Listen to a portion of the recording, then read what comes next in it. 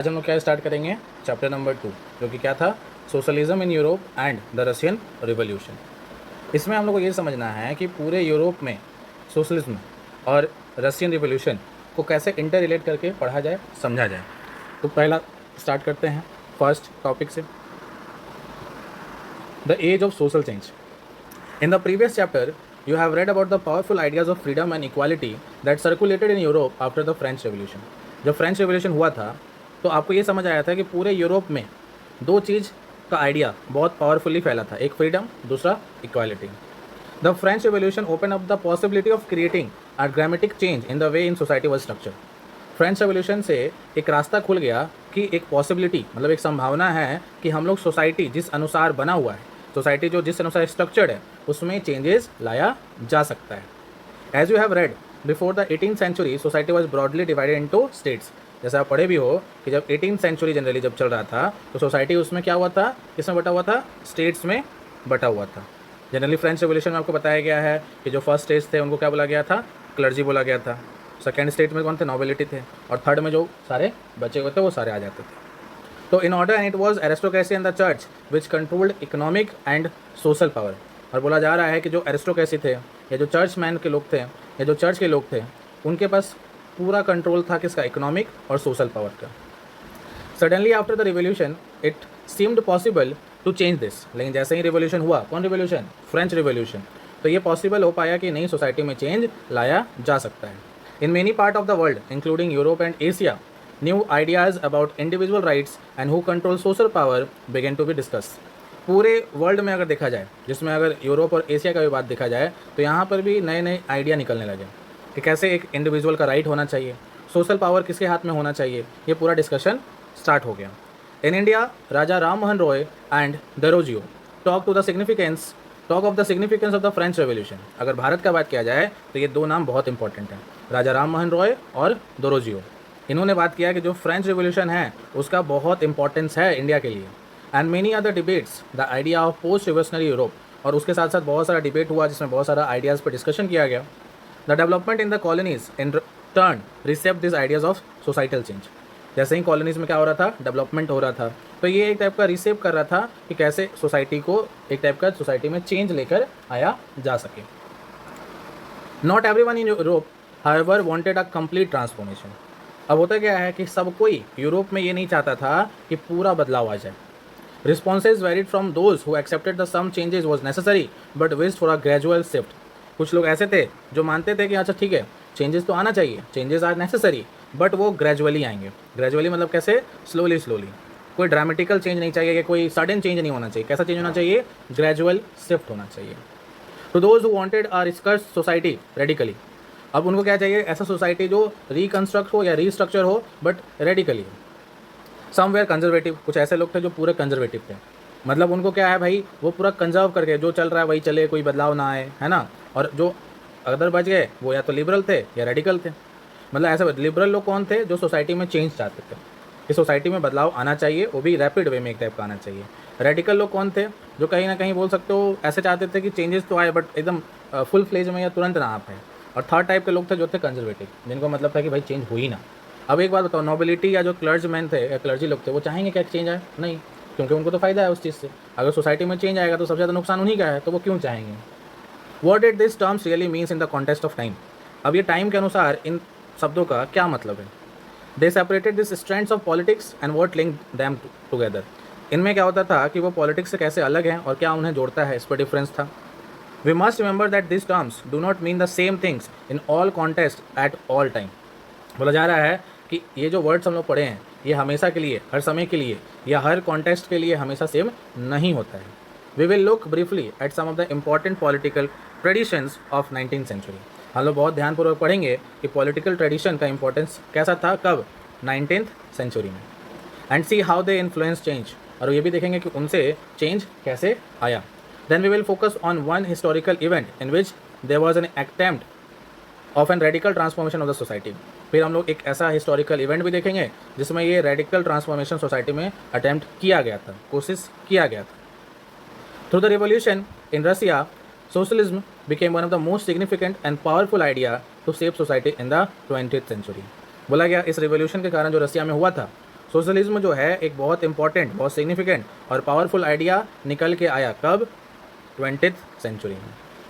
अब आइए हम लोग समझेंगे कि what are this liberals, radicals and conservatives.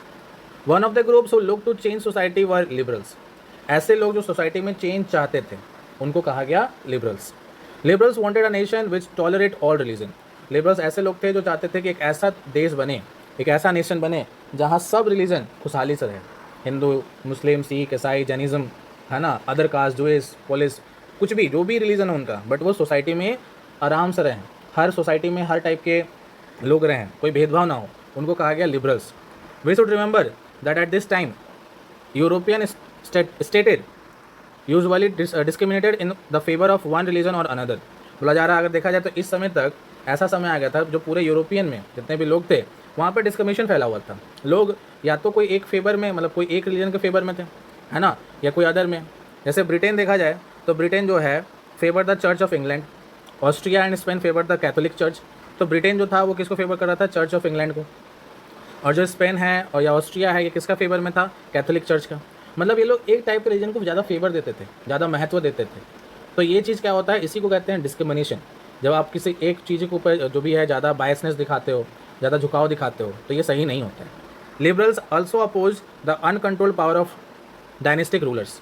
Liberals ये भी बोलते थे, उनका ये भी कहना था, वो लोग अपोज भी किए हैं कि इतना जो अनकंट्रोल्ड पावर है ना, जो भी डेस्टिनिक बोल सकते हो रूलर्स हैं, उनका पावर जो है वो अनकंट्रोल्ड नहीं होना चाहिए। There should be a controlled power. जो मन में आ रहा वो कर रहे हैं, this is not good for the society. They wanted to safeguard the right of individual against government. उनको चाहिए था कि कुछ ऐसा हो जो इंडिविजुअल का राइट को क्या करे? सेफ गार्ड करे, उसको बचा के रखे। किससे? गवर्नमेंट से। They asked for the representative elected parliamentary government subject to law interpret to a well trained judiciary that was independent of ruler and official. वो लोग चाहते थे कि भाई हमारा भी रिप्रेजेंटेटिव हो, हमारे लिए भी लड़ने वाला कोई हो, पॉलिटिक्स में हमारे लिए भी कोई हमारा रिप्रेजेंटेटिव वहाँ जाए। गवर्नमेंट कैसा होना चाहिए? पार्लियामेंट्री फॉर्म ऑफ गवर्नमेंट होना चाहिए। कुछ ऐसे लॉज होने चाहिए जो जुडिशियरी अपने पास रखे और उसमें रूलर और ऑफिशियल का कोई इंटरफेरेंस ना हो, मतलब जुडिशियरी पार्ट केवल जुडिशियरी देखे, ऐसा। However they were not Democrats. लेकिन वो लोग क्या थे भाई? वो लोग डेमोक्रेट्स नहीं होने चाहिए। They did not believe in universal adult franchise that is the right of every citizen to vote. उस समय ये लोग UAF पे भरोसा नहीं करते थे, यूनिवर्सल अडल्ट फ्रेंचाइज पे, कि जो भी इंसान एक मैच्योरिटी एज अटेंड कर चुका है वो वोट दे सकता है ना।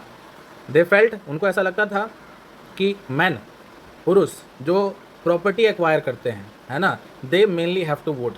वो लोग वुमेंस के बारे में तो वोटिंग राइट के बारे में सोचते भी नहीं थे। They do not think of UAF, they think that the man who are having property they are only eligible for voting. तो ये था लिबरल्स के बारे में। अब आइए हम लोग समझते हैं रेडिकल्स क्या थे। In contrast, radicals wanted a nation in which government was based on the majority of the countries population. मतलब जो रेडिकल थे उनका ये डिमांड था कि गवर्नमेंट बने, बट गवर्नमेंट किस हिसाब से बने? कंट्री में जिस कम्युनिटी का ज़्यादा मेजॉरिटी है। मतलब अगर एक कंट्री में हिंदू ज़्यादा हैं तो गवर्नमेंट किसका बने? हिंदू का बने। ये रेडिकल का थिंकिंग था कि जो रिलीजन ज़्यादा है, जो मेजॉरिटी में है, उनका क्या बनेगा? उन्हीं का गवर्नमेंट बनेगा। Many supported women's suffragette movements. कहने मतलब बहुत सारे जो लोग हैं, वुमेन जो सफ़र कर रही थी, जो मूवमेंट जो भी उनके लिए हो रहा था, जो बेटर था सोसाइटी के लिए, उस पर वो लोग सपोर्ट दे पा रहे थे। Unlike liberals, they oppose the privilege of land great land owners and wealthy factory owners. जो लिबरल्स थे उन्होंने जो प्रिविलेज मिला हुआ था लैंड ओनर्स को या जो वेल्दी फैक्ट्री मैंस ओनर थे उनके ऊपर कुछ नहीं कहा था। लेकिन रेडिकल्स क्या थे? अपोज करते थे कि जो फ्रीडम, जो रिस्पेक्ट किसको मिल रहा है? बड़े बड़े लैंड ओनर्स को मिल रहा है, या जो अमीर फैक्ट्री के ओनर है उनको मिल रहा है, उन पे भी उनका क्या हुआ था? वो लोग अपोज किए थे। कौन? Radicals. They were not against the existence of private property but dislike concentration of property in the hand of a few. ऐसा नहीं था कि वो लोग नहीं चाहते थे कि भाई किसी के पास प्राइवेट प्रॉपर्टी ना रहे, प्राइवेट प्रॉपर्टी रहे, लेकिन उनका कहना था कि बहुत ज़्यादा प्रॉपर्टी केवल कुछ लोगों के हाथ में ना रहे। मेरा कहना है कि अगर इतना बड़ा पीस ऑफ लैंड है और इतना ही इसमें केवल एक आदमी, ये पूरा लैंड जो है वो किसी एक आदमी का और थोड़ा सा किसी और का है, तो दैट इज़ नॉट गुड। और ये रेडिकल का सोचना था। तो ये हो गया रेडिकल के बारे में। अब आइए हम लोग समझेंगे what is conservatives. Conservatives were oppose to radicals and liberals. Conservative जो थे they were far different from radicals as well as liberals. After the French revolution however even conservative had open their mind to need of change. हालांकि जब French revolution हुआ तो conservative के भी दिमाग में आया कि we need a change, change तो चाहिए। Earlier in the 18th century conservative had been generally oppose to the idea of change. लेकिन जब 18th सेंचुरी से पहले का बात किया जाए तो कंजर्वेटिव जो थे वो कोई चेंज चाहते ही नहीं थे, they want no change. By the 19th century they accepted that some change were intervened but believe that the past had to be respected and change has to be brought about a very slow process. अब इनका भी क्या कहना था भाई कि जो past हो चुका है, जो बीत चुका है, उनको इज्जत तो देना पड़ेगा, उनको रिस्पेक्ट तो करना पड़ेगा, बट जो प्रोसेस, जो चेंज आने वाला है सोसाइटी में, they should be gradual change, they should be very slow process, very gradual change होना चाहिए। Such differing ideas about society changes clash during the social and political turmoil that followed the French Revolution। और ये society जो 3 भाग में generally but गया था changes को लेकर, सोसाइटल चेंज को लेकर, ये फ्रेंच रेवोल्यूशन में बहुत ज़्यादा क्लैश लेके आया, बहुत ज़्यादा उसके बाद बहुत ज़्यादा क्लैश हुआ इसके बाद, फ्रेंच रेवोल्यूशन के बाद। The various attempts at revolution and national transformation in the 19th century help define both the limit and the potential of political tendencies. लेकिन इसके बाद क्या है कि जो लिमिटेशन है या जो पोटेंशियल है पॉलिटिकल टेंडेंसी का, उसमें क्या हो जाए भाई, उसमें लिमिट्स आए और उसका पोटेंशियल को भी डिटरमाइन किया जाए। उसके बाद है industrial society and social change. This political trends वाला साइन ऑफ न्यू टाइम। ये जो पॉलिटिकल ट्रेंड्स बना था ये साइन था कि एक नया समय स्टार्ट हो गया है। It was a time of profound social and economical change. जब इतना ज़्यादा सोशल और इकोनॉमिक चेंज आ रहा है तो ये एक नया टाइम था। It was a time where new cities came up and new industrialized region developed. ये ऐसा समय था जहाँ पे नए नए सोसाइटीज़ बन रहे थे, नया नया इंडस्ट्रियलाइजिंग जो रीजन है वो डेवलप हो रहा था, रेलवे एक्सपेंड हो पा रहा था और इंडस्ट्रियल रेवोल्यूशन आया, industrial revolution occur. Industrialization brought man women children's to factories. जब बहुत सारे इंडस्ट्री खुलने लगे, मतलब इंडस्ट्रियलाइजेशन होने लगा, तो मैन हो, वुमेन हो या चिल्ड्रंस हो, ये फैक्ट्रीज आने लगे, उनको लाया गया। Work hours were often long and wages were poor. जो काम करने का समय था वो तो बहुत घंटों घंटों तक लंबा था, लेकिन जो दिहाड़ी मिलता था, जो पैसा मिलता था काम करने पे, वो पैसा बहुत गरीबों वाला पैसा था, बहुत कम पैसा।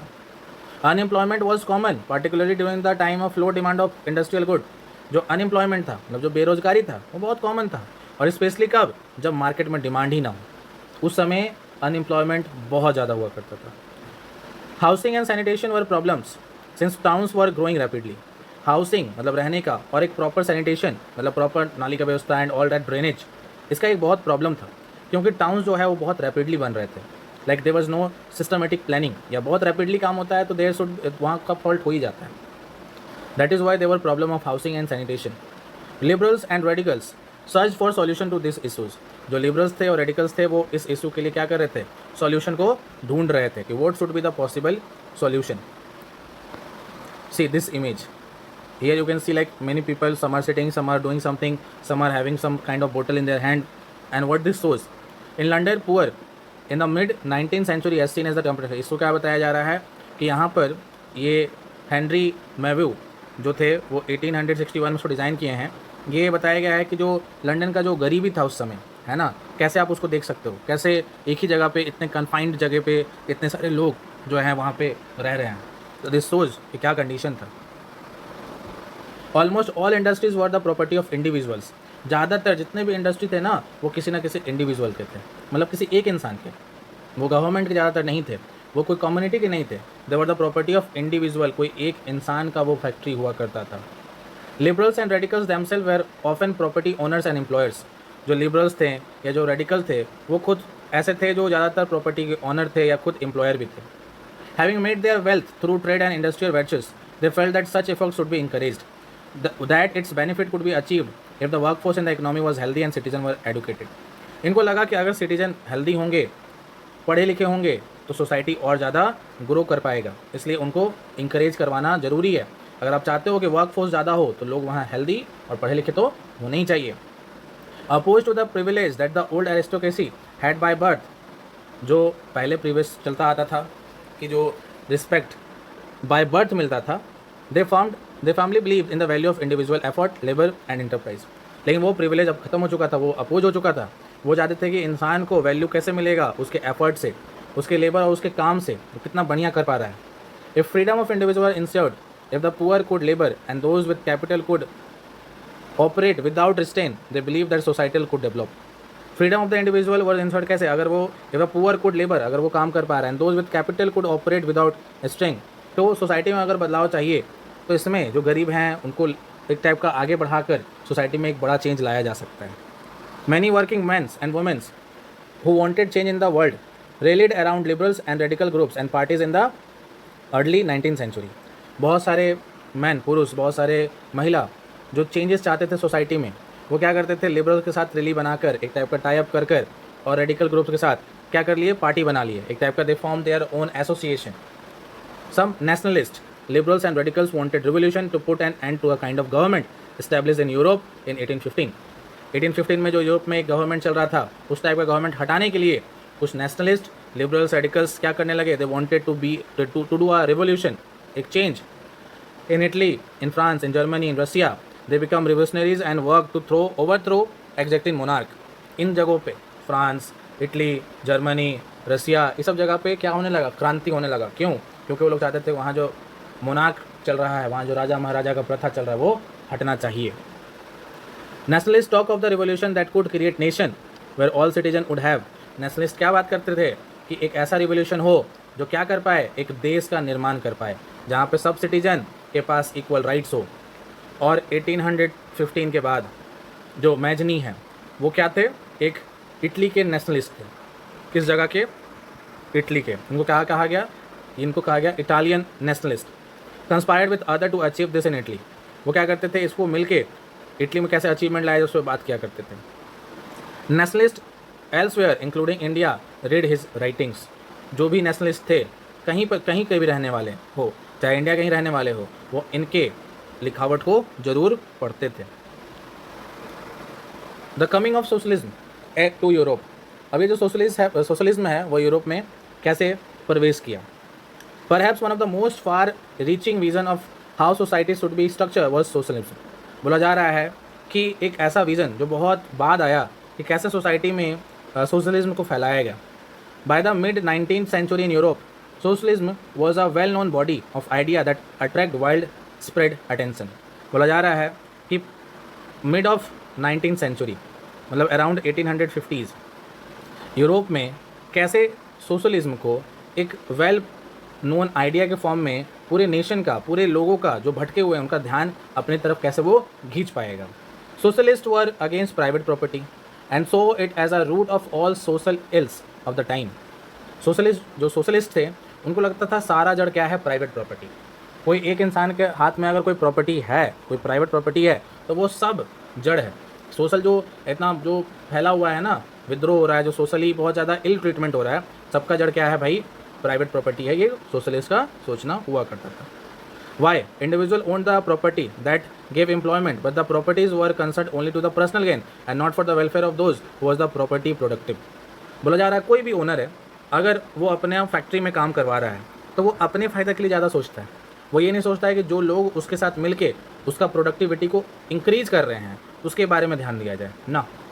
जो भी फैक्ट्रीज़ को ओनर होते हैं या जो भी शॉप के ओनर्स होते हैं, they only think of their property, their success. वो ये नहीं सोचते हैं कि जो मेरे साथ काम कर रहा है, जो मेरा प्रोडक्टिविटी को बढ़ा रहा है, हमें उसके लिए भी सोचना चाहिए। नहीं, उनका सोच होता है कि भाई मेरा पेट भर रहा है और मेरे पास करोड़ों का टर्नओवर आ रहा है, that is okay, that is very good.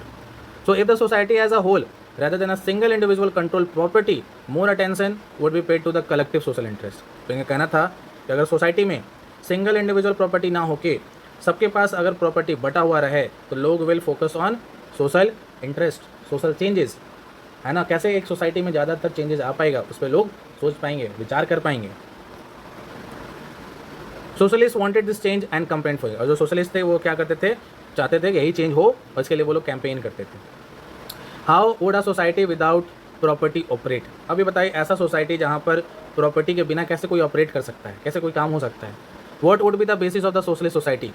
तो जो सोशलिस्ट सोसाइटी है उसका बेसिस क्या होगा, किस आधार पर उसको बनाया जाएगा। Socialist had different vision of future. जो सोशलिस्ट थे उनका जो सोचने का तरीका था वो बहुत डिफरेंट था। फ्यूचर को लेकर उनका जो सोच था वो बहुत अलग था। Some believe in the idea of cooperative. कुछ तो ऐसे भी थे जो किसके बारे में, कोऑपरेटिव्स के आइडिया के बारे में चलते थे, that people need to cooperate with each other, है ना, कॉपरेशन में चलना है। Robert Owen, a leading English manufacturer, sought to build a cooperative community called New Harmony in Indiana. बोला जा रहा है कि एक इंसान जिनका नाम था रॉबर्ट ओवन, वो क्या थे, एक इंग्लिश मैन्युफैक्चरर थे। उन्होंने तो एक कोऑपरेटिव कम्युनिटी भी डिज़ाइन किया था, उसका नाम था न्यू हारमोनी इन इंडियाना, जो कि यूएसए में डिज़ाइन किया गया था। Other socialist felt that cooperative could not be built on a wide scale only through individual initiative. They demanded that government increased cooperative. कुछ सोशलिस्ट ऐसे थे जिनका मानना था कि जो कॉपरेटिव्स है ना, वो वाइल्ड स्केल पे केवल इंडिविजुअल का इनिशिएटिव से नहीं बनाया जा सकता है. इफ़ गवर्नमेंट डिमांड रखे तो वो कॉपरेटिव्स को क्या कर सकता है, इंक्रीज कर सकता है. एक इंडिविजुअल से ज़्यादा पावर गवर्नमेंट के साथ मिलकर करने में होगा. In France for instance Louis Blanc, और फ्रांस में उसी समय लुइस ब्लैंक जो थे wanted the government to increase cooperatives. वहाँ पे वो जो गवर्नमेंट को क्या चाहते थे कि वो क्या करे, कोऑपरेटिव को इंकरेज करे, उनको बढ़ावा दे. एंड रिप्लेस कैपिटलिस्ट इंटरप्राइज, वो जो कैपिटलिस्ट थे उनका जो इंटरप्राइज है उनको रिप्लेस करे by cooperatives. This cooperatives were to be association of people who produce good together and divide the profit according to the work done by the member. अब ये कोऑपरेटिव्स का मतलब क्या था कि वहाँ पे क्या होगा, एसोसिएशन ऑफ पीपल, लोग जुड़ेंगे, लोग जुड़ के काम करेंगे, उससे क्या जनरेट करेंगे, प्रॉफिट. और प्रॉफिट जनरेट करने के बाद वो आपस में according to their work divide कर लेंगे. द वर्क दे डिड, जिस अनुसार उन लोग अपना काम करेंगे उस अनुसार उनका प्रॉफिट डिवाइड हो जाएगा. आइए हम लोग पढ़ेंगे Karl Marx and Friedrich Engels, जो एक दो नाम हैं. This are like very important names. Added other ideas to the body of argument, इन्होंने कुछ और भी आइडियाज़ दिया कैसे कैसे करना चाहिए.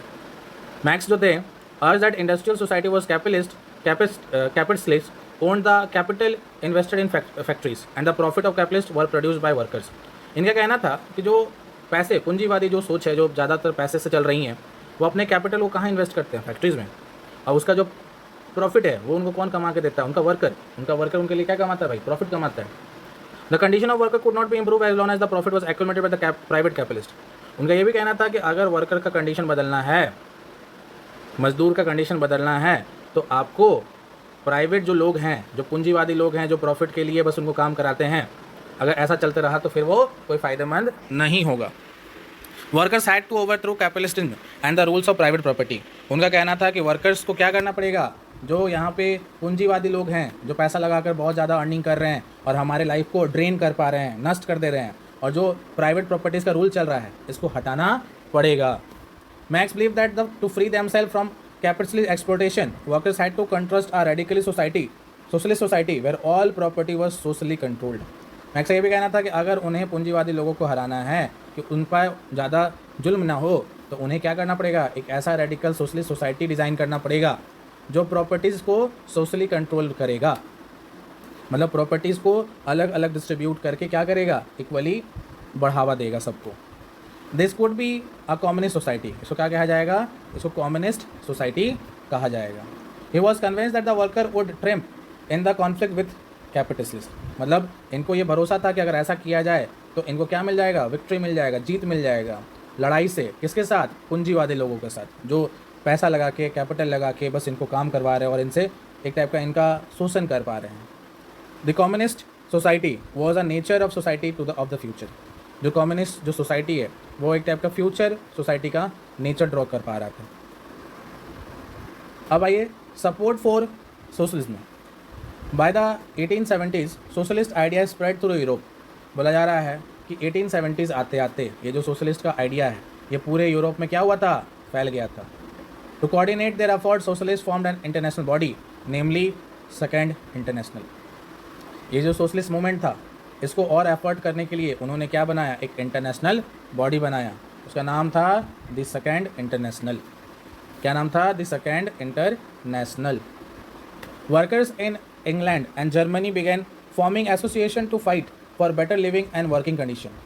वर्कर्स, मजदूर, जो कहाँ के मजदूर, इंग्लैंड और जर्मनी के, इन्होंने भी क्या किया, एसोसिएशन बनाया, पार्टीज बनाया, जिससे क्या होगा, वो लड़ सके. किससे, अपने अच्छे जीवन के लिए, वर्किंग कंडीशन इनका अच्छा हो, है ना, वर्किंग आवर कम हो, वेजेस अच्छा मिले. इस वजह से वो अपना पार्टी, एक अपना एसोसिएशन बना के लड़ सके.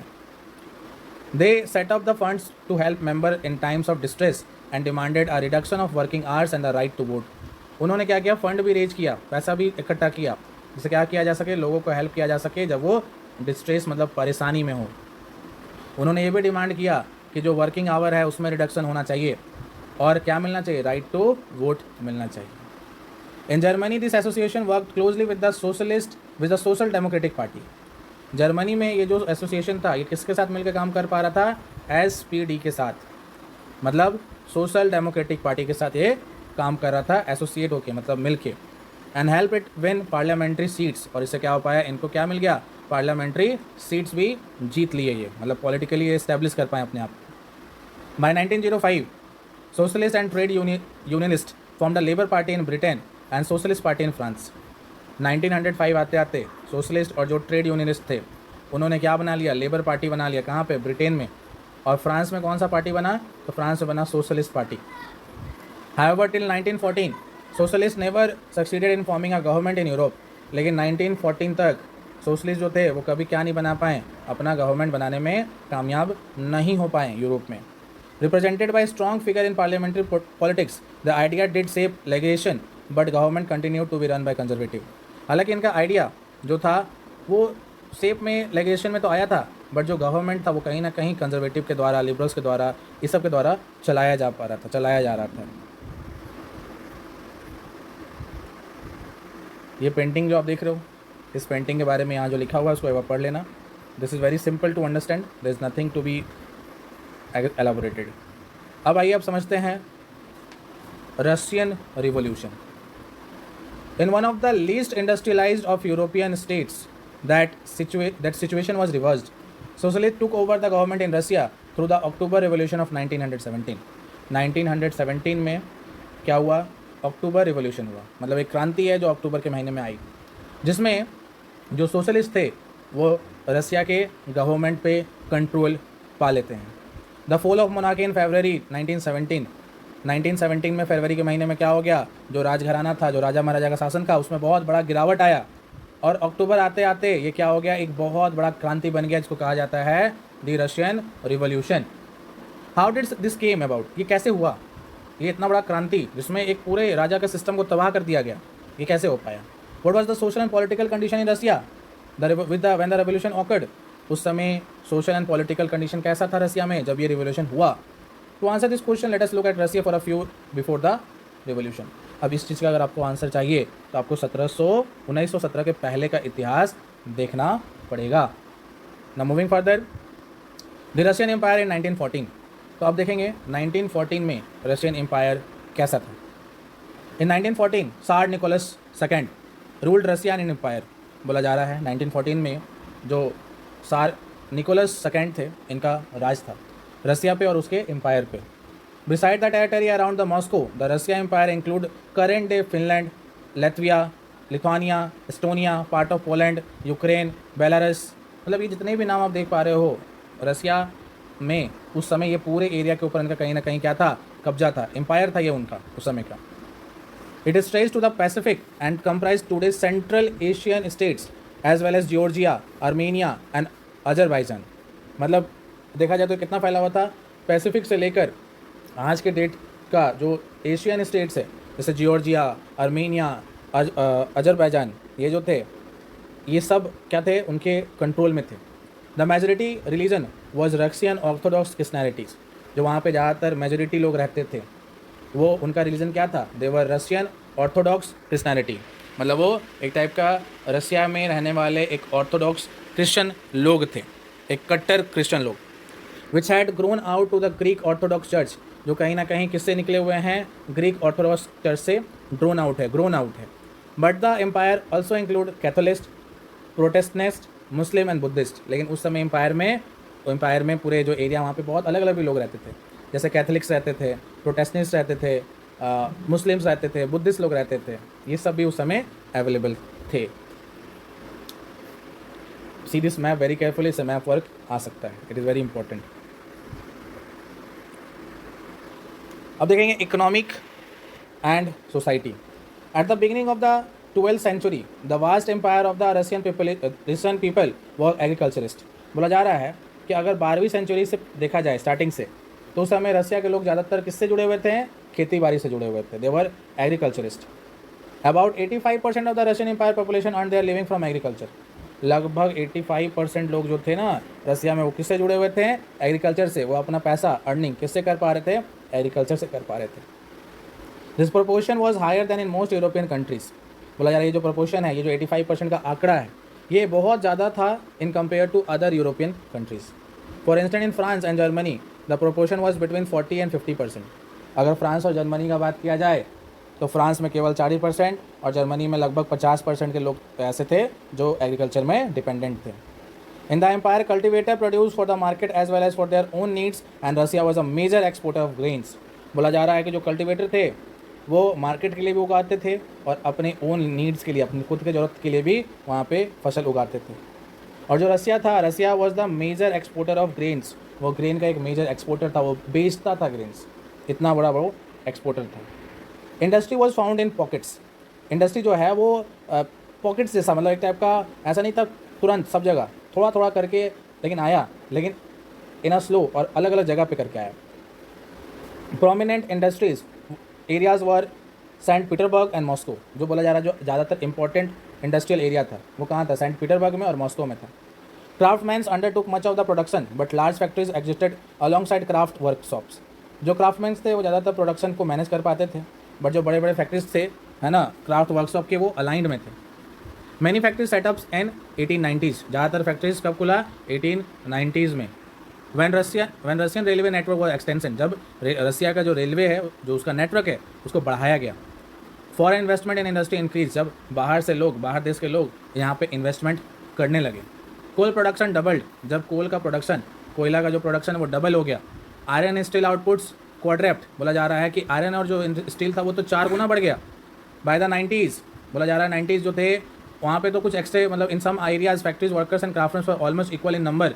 बोला जा रहा है कि कुछ ऐसे फैक्ट्रीज थे जहाँ पे फैक्ट्रीज के वर्कर और क्राफ्टमैन दोनों इक्वल नंबर में होने लगे।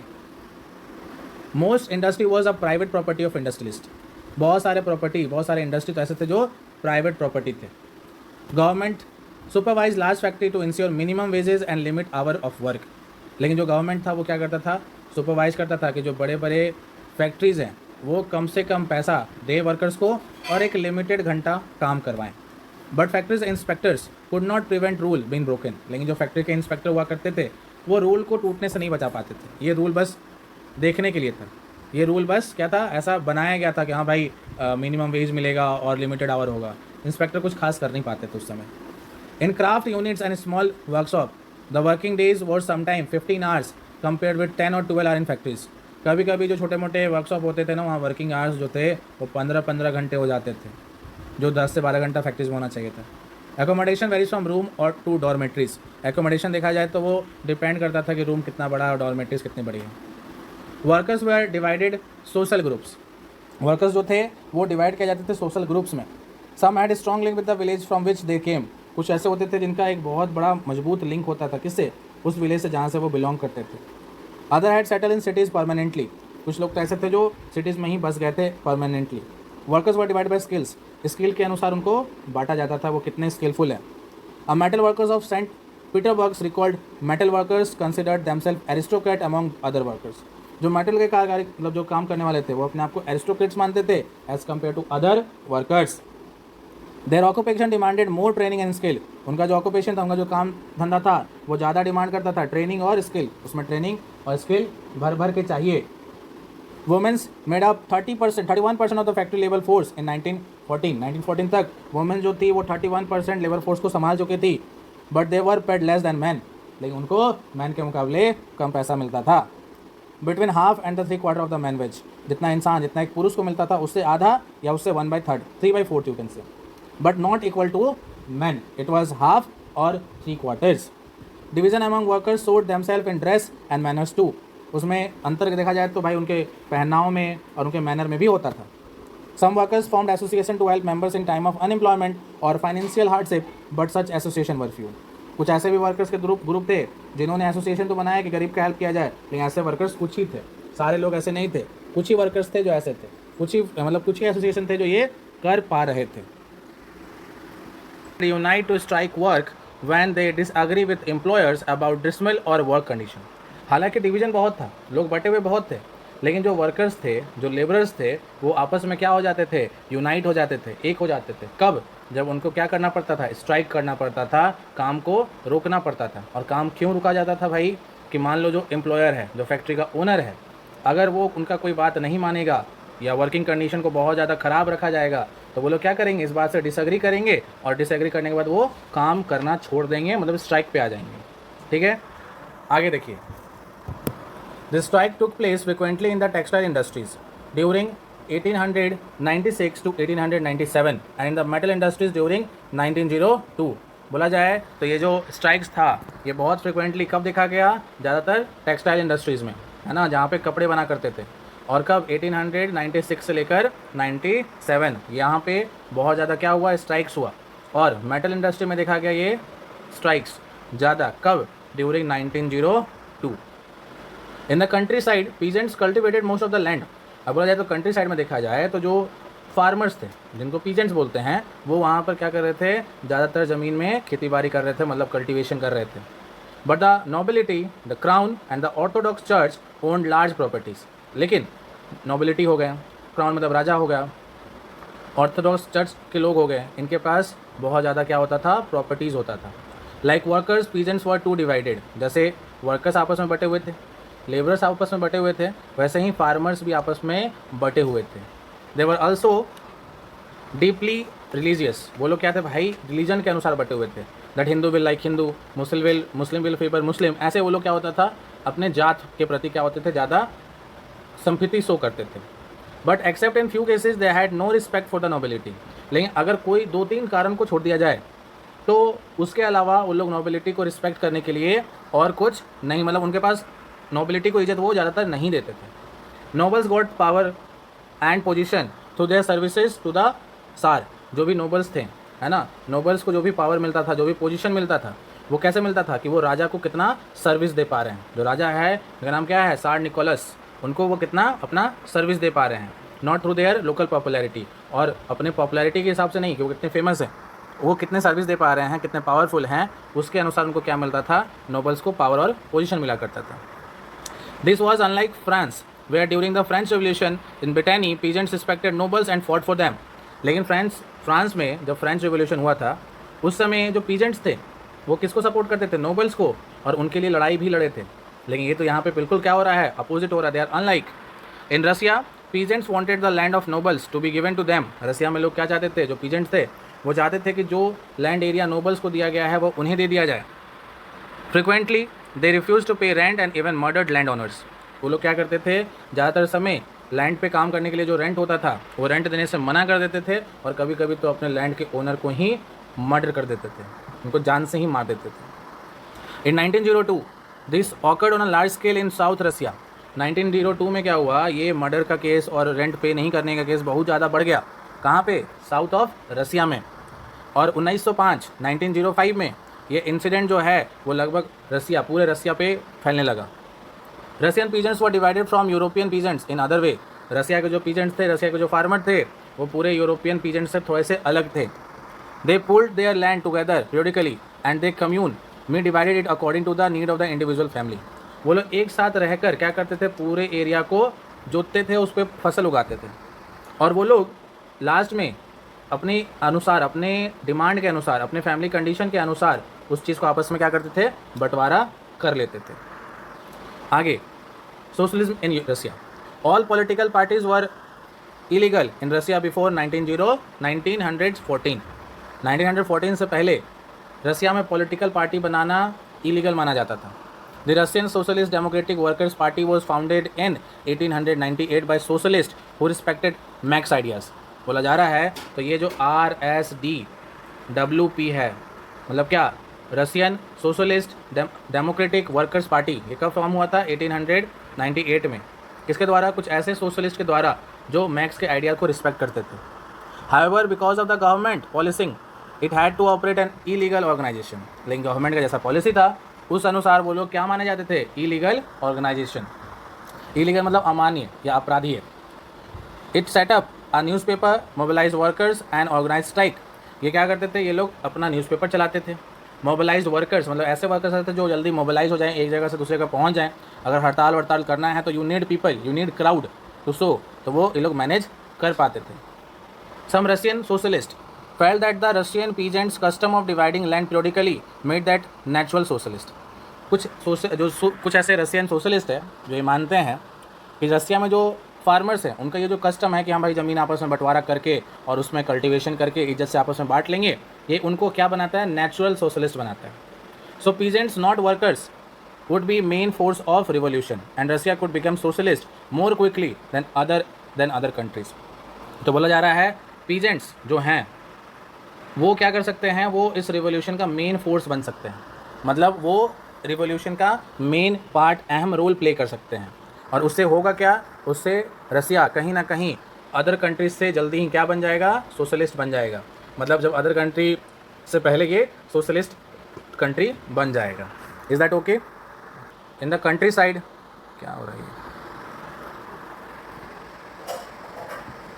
Country side through the late 19th century, बोला जा रहा है लेट 19th सेंचुरी के दौरान जो सोशलिस्ट थे वो एक्टिव थे पूरे कंट्री में।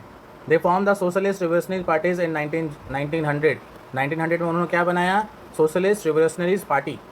This party struggle for peasant right and demanded the land belonging to nobles to transfer to the peasants. ये जो पार्टी था वो क्या करता था, किसान के अधिकार के लिए लड़ाई लड़ता था। वो ये डिमांड भी रखा था कि जो नोबल्स की ज़मीन है वो किसे ट्रांसफ़र कर दिया जाए, फार्मर को ट्रांसफ़र कर दिया जाए। Social Democrats disagree with socialist revolutionaries about peasants, लेकिन जो सोशल डेमोक्रेट्स थे वो डिसएग्री करते थे ये सोशलिस्ट रिवोल्यूशनरीज से अबाउट जो पीजेंट के बारे में सोचा जा रहा है उसके बारे में। Lenin felt that peasants were not one united group. जो लीलेन है वो क्या फील करते हैं, वो फील ये करते हैं कि जो पीजेंट्स है वो एक were not one united group, वो एकजुट में खड़े ही नहीं हैं। Some were poor and others rich, some worked as labourers while other was the capitalist and who employed workers. कुछ फार्मर ऐसे थे जो गरीब थे, कुछ अमीर हैं, कुछ खुद लेबर बन के काम करते हैं, कुछ अलग लोगों से काम करवाते हैं। तो दे आर नॉट यूनाइटेड, है ना। और ये फीलिंग किसका हुआ, किससे हुआ, लीलेन को ये फीलिंग हुआ, ये फेल्ट कर पाए। Given this differentiation with in them they could not all the part of the socialist movement. बोला जा रहा है ऐसा तो था, ये तो हो पा रहा था, लेकिन यहाँ पे प्रॉब्लम क्या है कि जो डिफरेंशिएशन है इस वजह से वो लोग क्या हो पा रहा, सोशलिस्ट मूवमेंट के एक टाइप के पार्ट नहीं बन पा रहे हैं।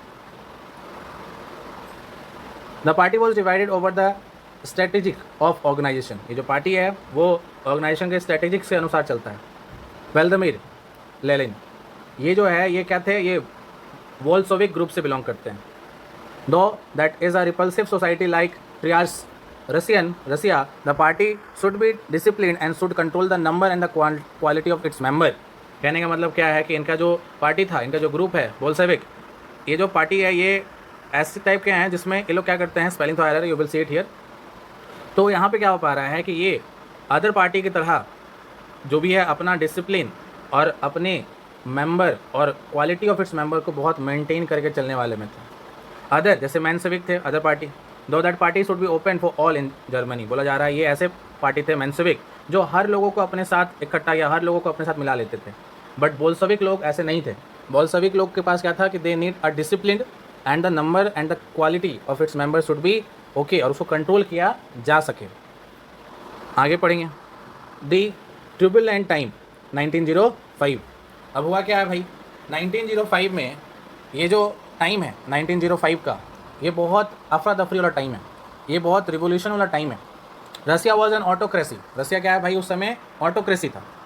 Unlike other European ruler even at the beginning of the 20th century the Tsar was not subject to parliament. देखो यूरोपियन रूलर के बारे में अगर आप देखो तो 20 सेंचुरी में जो अदर रूलर थे वो ज़्यादातर पार्लियामेंट को नहीं मानते थे। They used to leave, they used to rule on their own. उसके बाद क्या हुआ, liberals in Russia campaign to end of the state of affair. और लेकिन जो लिबरल्स थे वो रसिया में क्या करते हैं, कैंपेन करते हैं जो ये स्टेट का अफेयर्स है, ये जो चल रहा है उसको हटाया जाए। Together with the Social Democrats and Socialist Revolutionaries they work with peasant and worker during the revolution of 1905 to demand a constitution.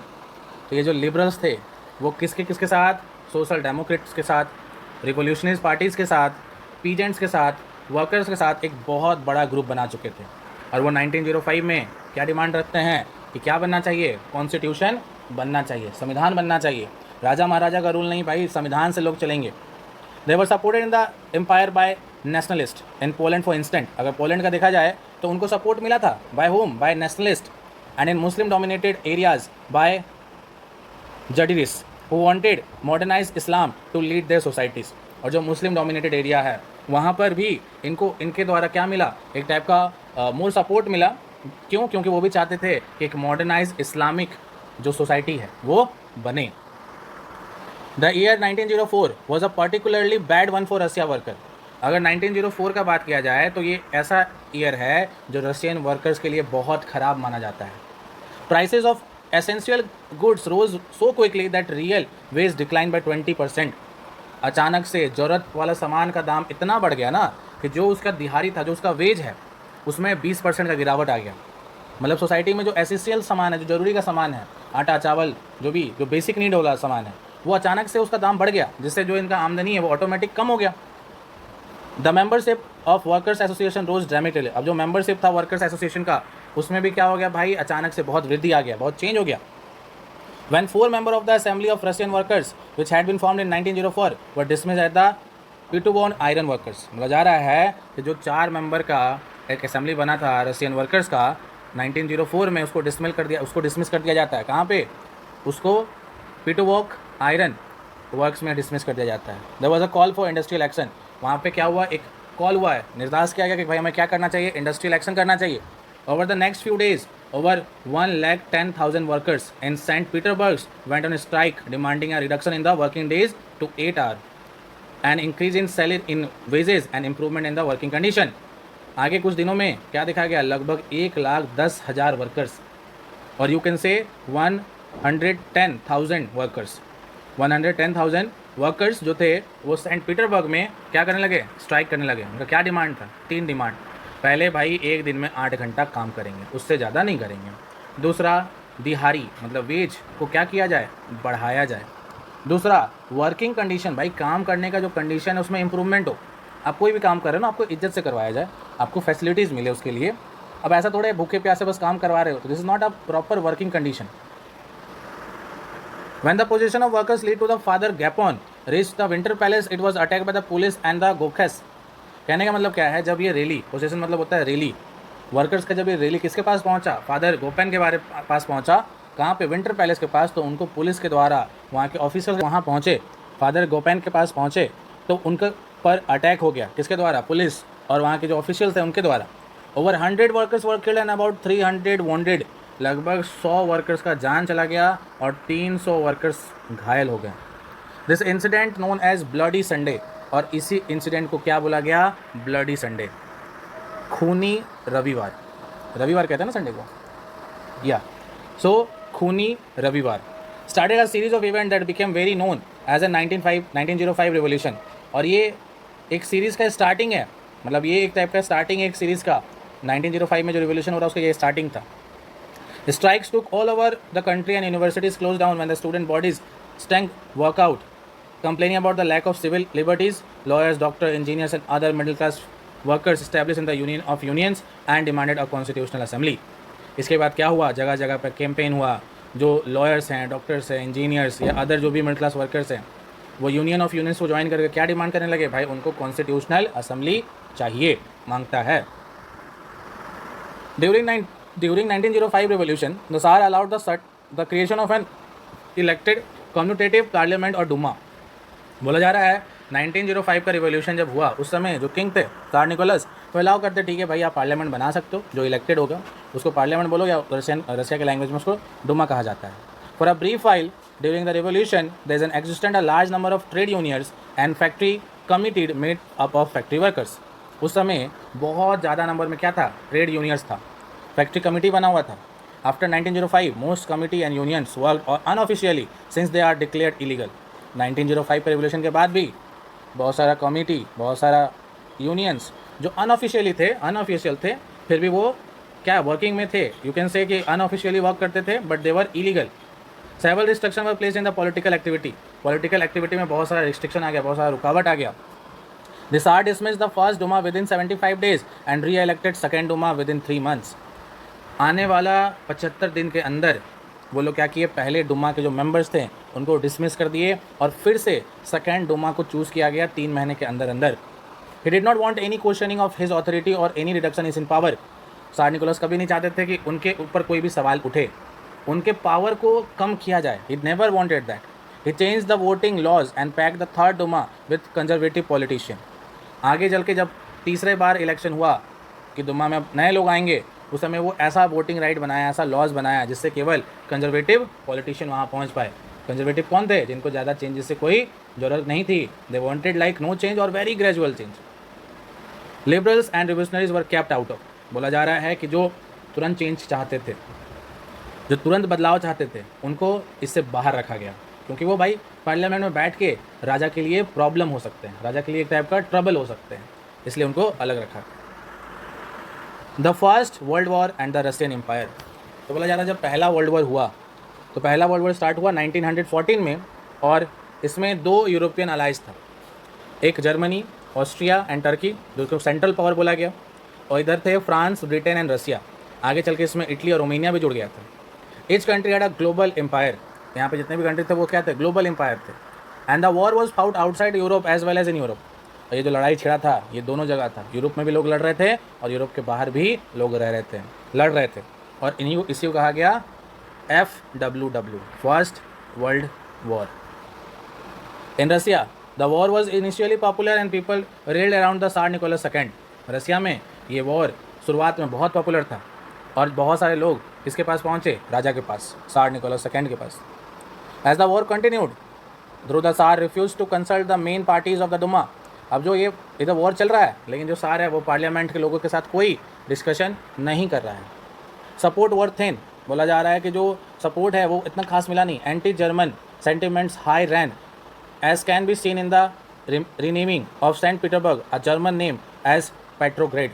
बोला जा रहा है कि उस समय जो जर्मन का सेंटिमेंट था, जर्मन लोगों का जो सेंटिमेंट वो इतना ज़्यादा था कि वो लोग सेंट पीटरबर्ग का नाम को ही चेंज करके एक जर्मन नाम रखता है जिसको बोला गया पेट्रोग्रेड। The Cyrenius Alexander, German origin and poor advisor, especially a monk called Rasputin, made the autocracy unpopular। बोला जाए तो ये जो अलेक्जेंडर जर्मन ऑरिजिन से थे, कुछ पुअर एडवाइज़र्स और स्पेशली अगर उसमें एक मॉन्क था जिसका नाम था रास्पुतिन, इसको इस ऑटोक्रेसी के लिए माना जाता है, जो कि बहुत अनपॉपुलर ये लोग ऑटोक्रेसी किया था। ठीक है, ये जो चेंजेस लाया गया था नाम में, उस पर ये लोग का बहुत योगदान था, but they were like unnecessary you can से। The first world war on the eastern front deferred from the other in the western front.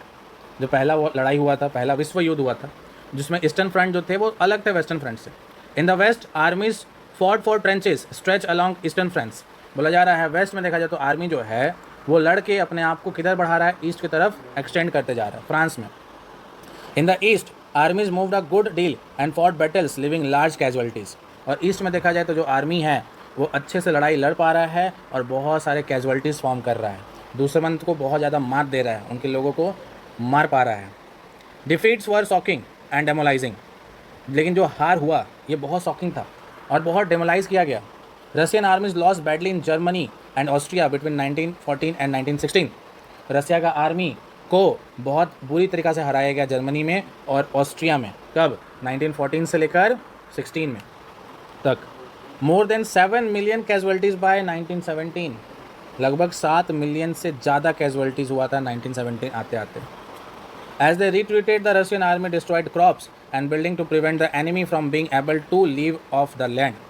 बोला जा रहा है कि इसको रिट्रीट करने के लिए, फिर से रिट्रीट करने के लिए जो रसिया का आर्मी था वो वहाँ का क्रॉप और वहाँ का बिल्डिंग को नष्ट कर देता था, जिससे वहाँ उनके एनिमल वहाँ पे रहने के लिए मजबूर, वहाँ से भागने के लिए मजबूर हो जाए। जब वहाँ क्रॉप नहीं है, बिल्डिंग्स नहीं है, तो लोग रहेंगे क्या, खाएंगे क्या? That is why they were destroying crops and buildings. The destruction of the crops and building land to over 3 million refugees in Russia. और यहाँ पे तो ये भी हो पा रहा है कि इसको जो लोग हैं भाई रसिया में, ये जो प्रॉब्लम हो पा रहा है इस वजह से लगभग 3 मिलियन से ज़्यादा लोग क्या हो गए? रिफ्यूजीज़ हो गए भाई। They lost their houses, they lost their buildings, they lost their crop, food item. तो उनको लास्ट में बंजारा तो बनना पड़ेगा ना, they have to roam here and there for their livelihood. The situation discredited to the government and the Tsar. Soldier did not wish to fight such a war. अब last में ये सबका, ये जो भी चल रहा था, इसका जो भी भुगतान किस पर डाला गया? गवर्नमेंट पे और भाई किंग पे। सोल्जर्स जो थे वो लड़ना अब नहीं चाहते थे। ये जो लड़ाई है, ये जो वॉर था, इसको अब लड़ना सोल्जर्स नहीं चाहते थे। The war also had a several impact on industries. ये वॉर का जो इम्पैक्ट है वो इंडस्ट्री पर भी पड़ा। Russian own industries were few in numbers and the country was cut off from other suppliers. बोला जा रहा है कि रसिया में खुद ही कंट्री जो हैं वो ज़्यादा नंबर में नहीं थे, they were few in numbers. और वहाँ पर लोग अदर कंट्री का सप्लायर से भी गुड खरीदते नहीं थे, है ना, जर्मनी वगैरह से। They were not like that. Industrialisation या industrial equipments disintegrated more rapidly in Russia than anywhere else in Europe.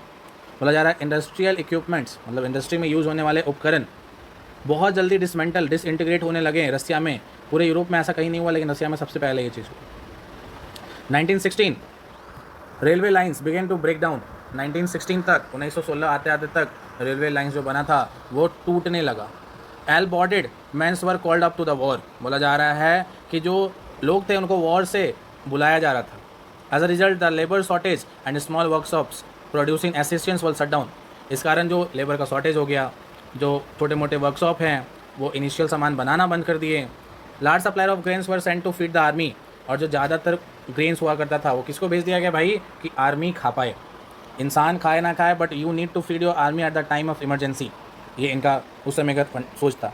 For the people in the cities bread and flour became scary. कहने का मतलब है लोगों के लिए ब्रेड, रोटी और आटा देखना या उसको पाना बहुत मुश्किल हो गया। By the winter 1916 riots at bread shops were common. और ठंड के महीने में 1916 में लोग रोटी के लिए क्या करने लगे भाई, हड़ताल करने लगे, दुकान के बाहर जाके हड़ताल करने लगे। The February revolution in पेट्रोग्रेड।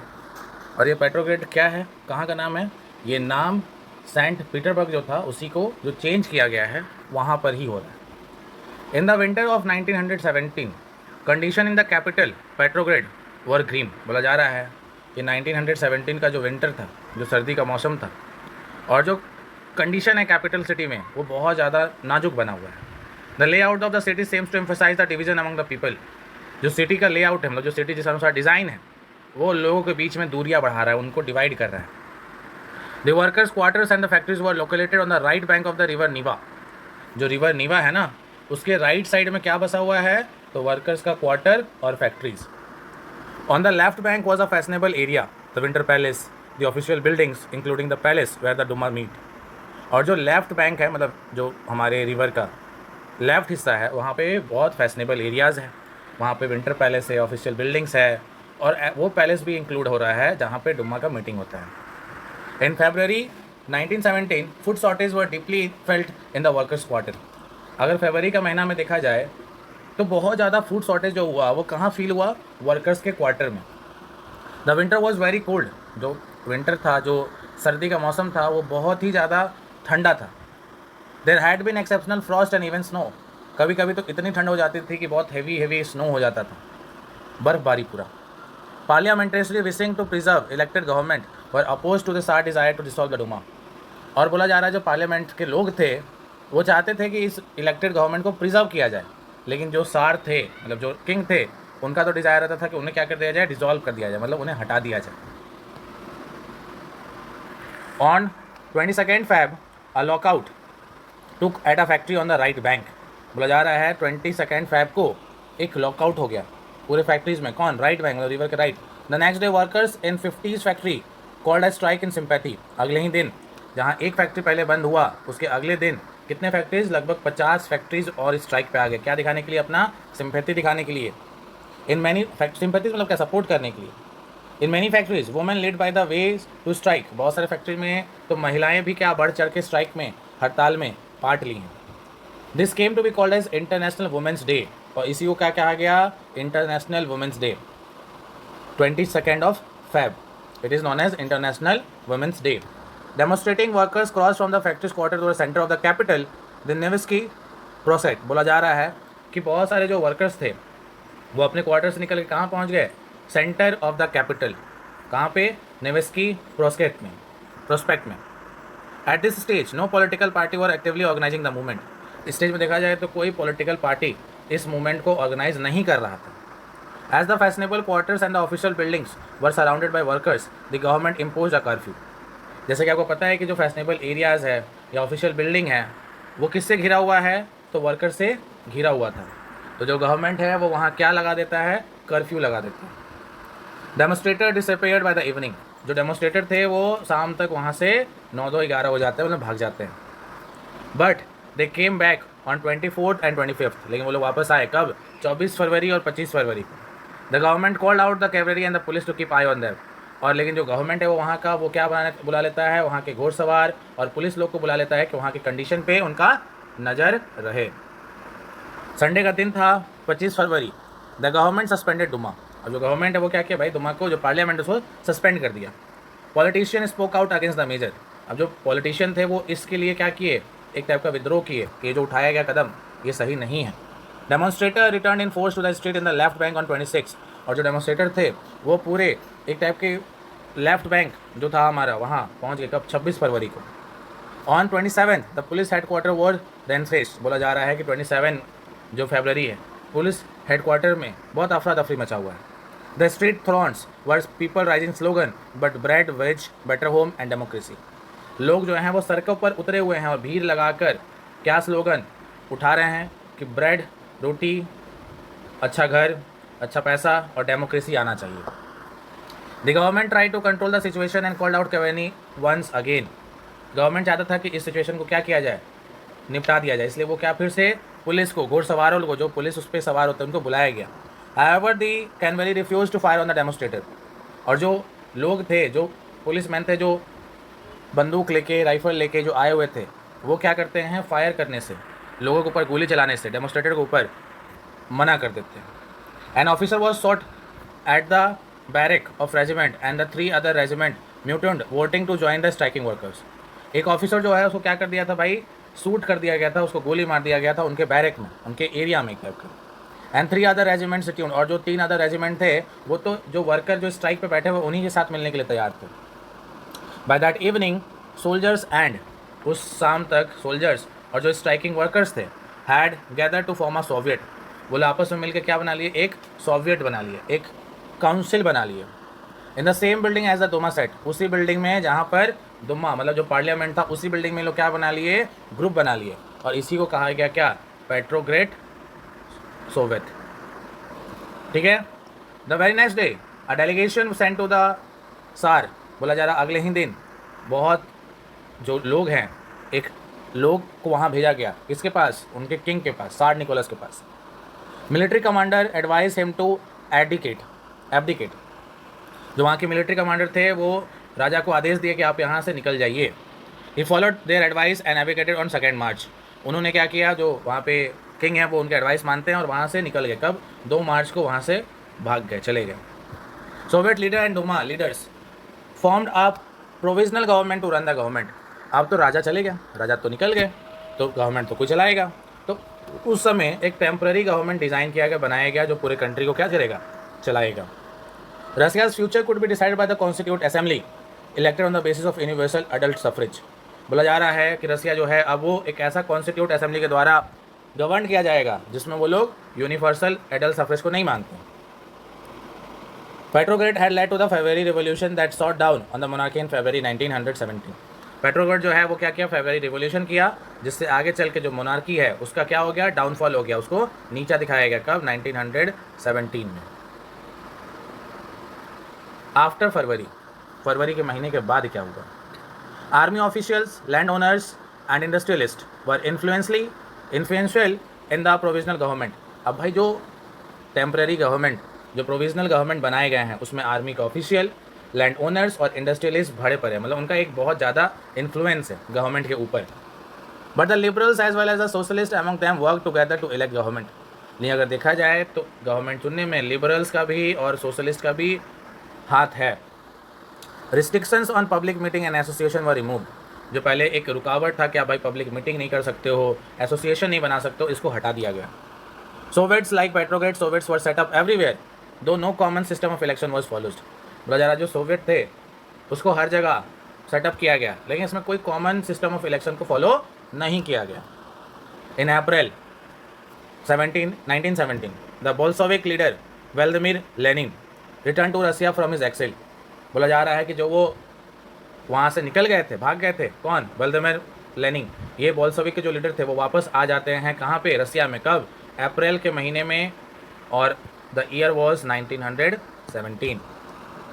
He and the Bolshevik had opposed the war since 1914।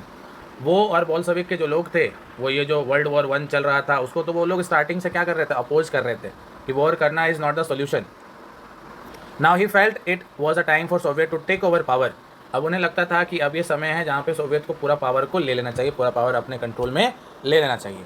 He declare that the war be brought to close, land be transferred to the peasants and bank be nationalized. वो ये declare करते हैं कि भाई war को अब बंद कर दिया जाए, ख़त्म कर दिया जाए वॉर को, जो ज़मीनें हैं वो किसके नाम पे, पीजेंट्स को दे दिया जाए, और बैंक को क्या किया जाए, नेशनलाइज किया जाए, मतलब बैंक को एक गवर्नमेंट सिस्टम से जोड़ा जाए. दिस 3 डिमांड्स वर लेल इन अप्रैल 33. इसी को, यही जो 3 डिमांड है, कौन सा डिमांड, पहला डिमांड कि वॉर ख़त्म किया जाए, war to be brought to a close. दूसरा, land to be transfer to the peasant, land को क्या किया जाए, पीजेंट को दे दिया जाए, और बैंकों को नेशनलाइज किया जाए.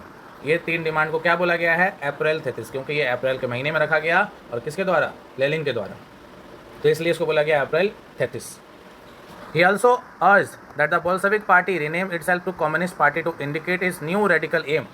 उन्होंने ये भी बोला कि जो बोल्शेविक पार्टी है वो अपना नाम बदल के अब क्या रख लेगा, कम्युनिस्ट पार्टी, क्या दिखाने के लिए कि अब उसका नया एम है, अब उसका एम जो है वो बदल चुका है.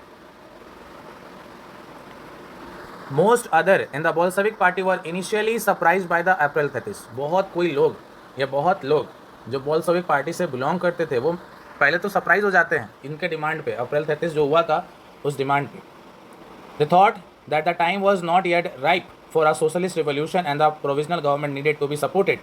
उन्हें ये लगता था कि ये सही समय नहीं है कि ये चीज़ को या सोशलिस्ट रिवोल्यूशन को सपोर्ट किया जाए या प्रोविजनल गवर्नमेंट को भी सपोर्ट किया जाए, ये इनको लगता था कि ये अभी सही समय नहीं है. But the development of the subsequent month change their attitude. लेकिन ये जो डेवलपमेंट हुआ था इन कुछ महीनों में, फरवरी, मार्च, अप्रैल जो भी चल रहा है, इसमें इसको देखकर ऐसा लगता था कि नहीं भाई एटीट्यूड में बदलाव आया है, लोग अब बदल चुके हैं. Through the summer the workers movement spread. Summer मतलब गर्मी आते आते वर्कर्स का जो मूवमेंट है वो और बढ़ गया. In industries areas factory committees were formed. जितने भी इंडस्ट्रियल एरियाज़ हैं वहाँ पे फैक्ट्री का क्या बनने लगा, कमिटी बनने लगा. Which began questioning the way industries ran their factories. अब वो क्या करता था, क्वेश्चन उठाता था, सवाल उठाता था कि किस अनुसार इंडस्ट्रियलिस्ट अपने फैक्ट्रीज को चला रहे हैं. Trade unions grew in the number. Trade union जो है वो नंबर में बढ़ गए और ट्रेड यूनियन बन गया. Soldiers committees were formed in the army. Army में क्या बन गया, सोल्जर्स का कमिटी बना. In June about 500 soviet sent representative to all Russia congress of soviet. बोला जा रहा है कि लगभग जून में 500 सोवियत तो भेजा गया as a representative to all Russian congress soviet के नाम पे. As the provisional government saw its power reduce and the Bolshevik influence grow, it decided to take a extreme measure against the spreading discontent. बोला जा रहा है कि provisional government देख पा रहा था कि इनके जो पावर है, पावर इनका घट रहा है, किसका पावर बढ़ रहा है, बोल्शेविक लोगों का पावर या उनका जो इन्फ्लुएंस है वो बढ़ रहा है. तो इसको रोकने के लिए वो लोग अब कोई मेजर ढूंढ रहे थे. It restricted attempt by workers to run factories and began arresting leaders. वो क्या करते हैं भाई कि जो वर्कर्स है वो रिसिस्ट कर रहे हैं, अगर रन फैक्ट्रीज को रोक रहे हैं तो उनके जो भी लीडर्स हैं उनको अरेस्ट करवा दिया जा रहा है. Popular demonstrator state that the Bolshevik in July 1970 were sternly repressed. ये भी बोला जा रहा है कि जो बोल्शेविक के लोग जो डेमोस्ट्रेशन कर रहे थे जुलाई के महीने में 1917 में, उनको दबाया जा रहा था. Many Bolshevik leaders had to go into the hide or flee. बोला जा रहा है या तो बहुत सारे बोल्शेविक लीडर को या तो भाग जाना पड़ रहा था या तो छुपना पड़ जा रहा था. ठीक है. Meanwhile, in the countryside, peasants and the socialist revolutionary leaders pressed for a redistribution of land. उसी समय लगभग जो कंट्री साइड में जो पीजेंट्स है, फार्मर हैं, सोशलिस्ट रिवोल्यूशनरी लीडर्स हैं, वो क्या कर रहे हैं, वो ये प्रेशराइज कर रहे हैं कि भाई रीडिस्ट्रीब्यूशन ऑफ लैंड होना चाहिए, ज़मीन का फिर से बंटवारा होना चाहिए. Land committee was form to handle this. इसके लिए क्या बनाया गया, इसके लिए एक अलग से कमेटी बनाया गया जिसको बोला गया लैंड कमेटी. ठीक है, लैंड कमेटी को डिज़ाइन किया गया. Encouraged by the socialist revolutionaries, peasants seized land between July and September. Socialist revolutionist party से या जो भी वहाँ के मेंबर है उनसे इंकरेज होकर जो पीजेंट्स है वो कब्जा करना शुरू कर दिया, ज़मीनों पे कब्जा करना शुरू कर दिया, starting from July to September.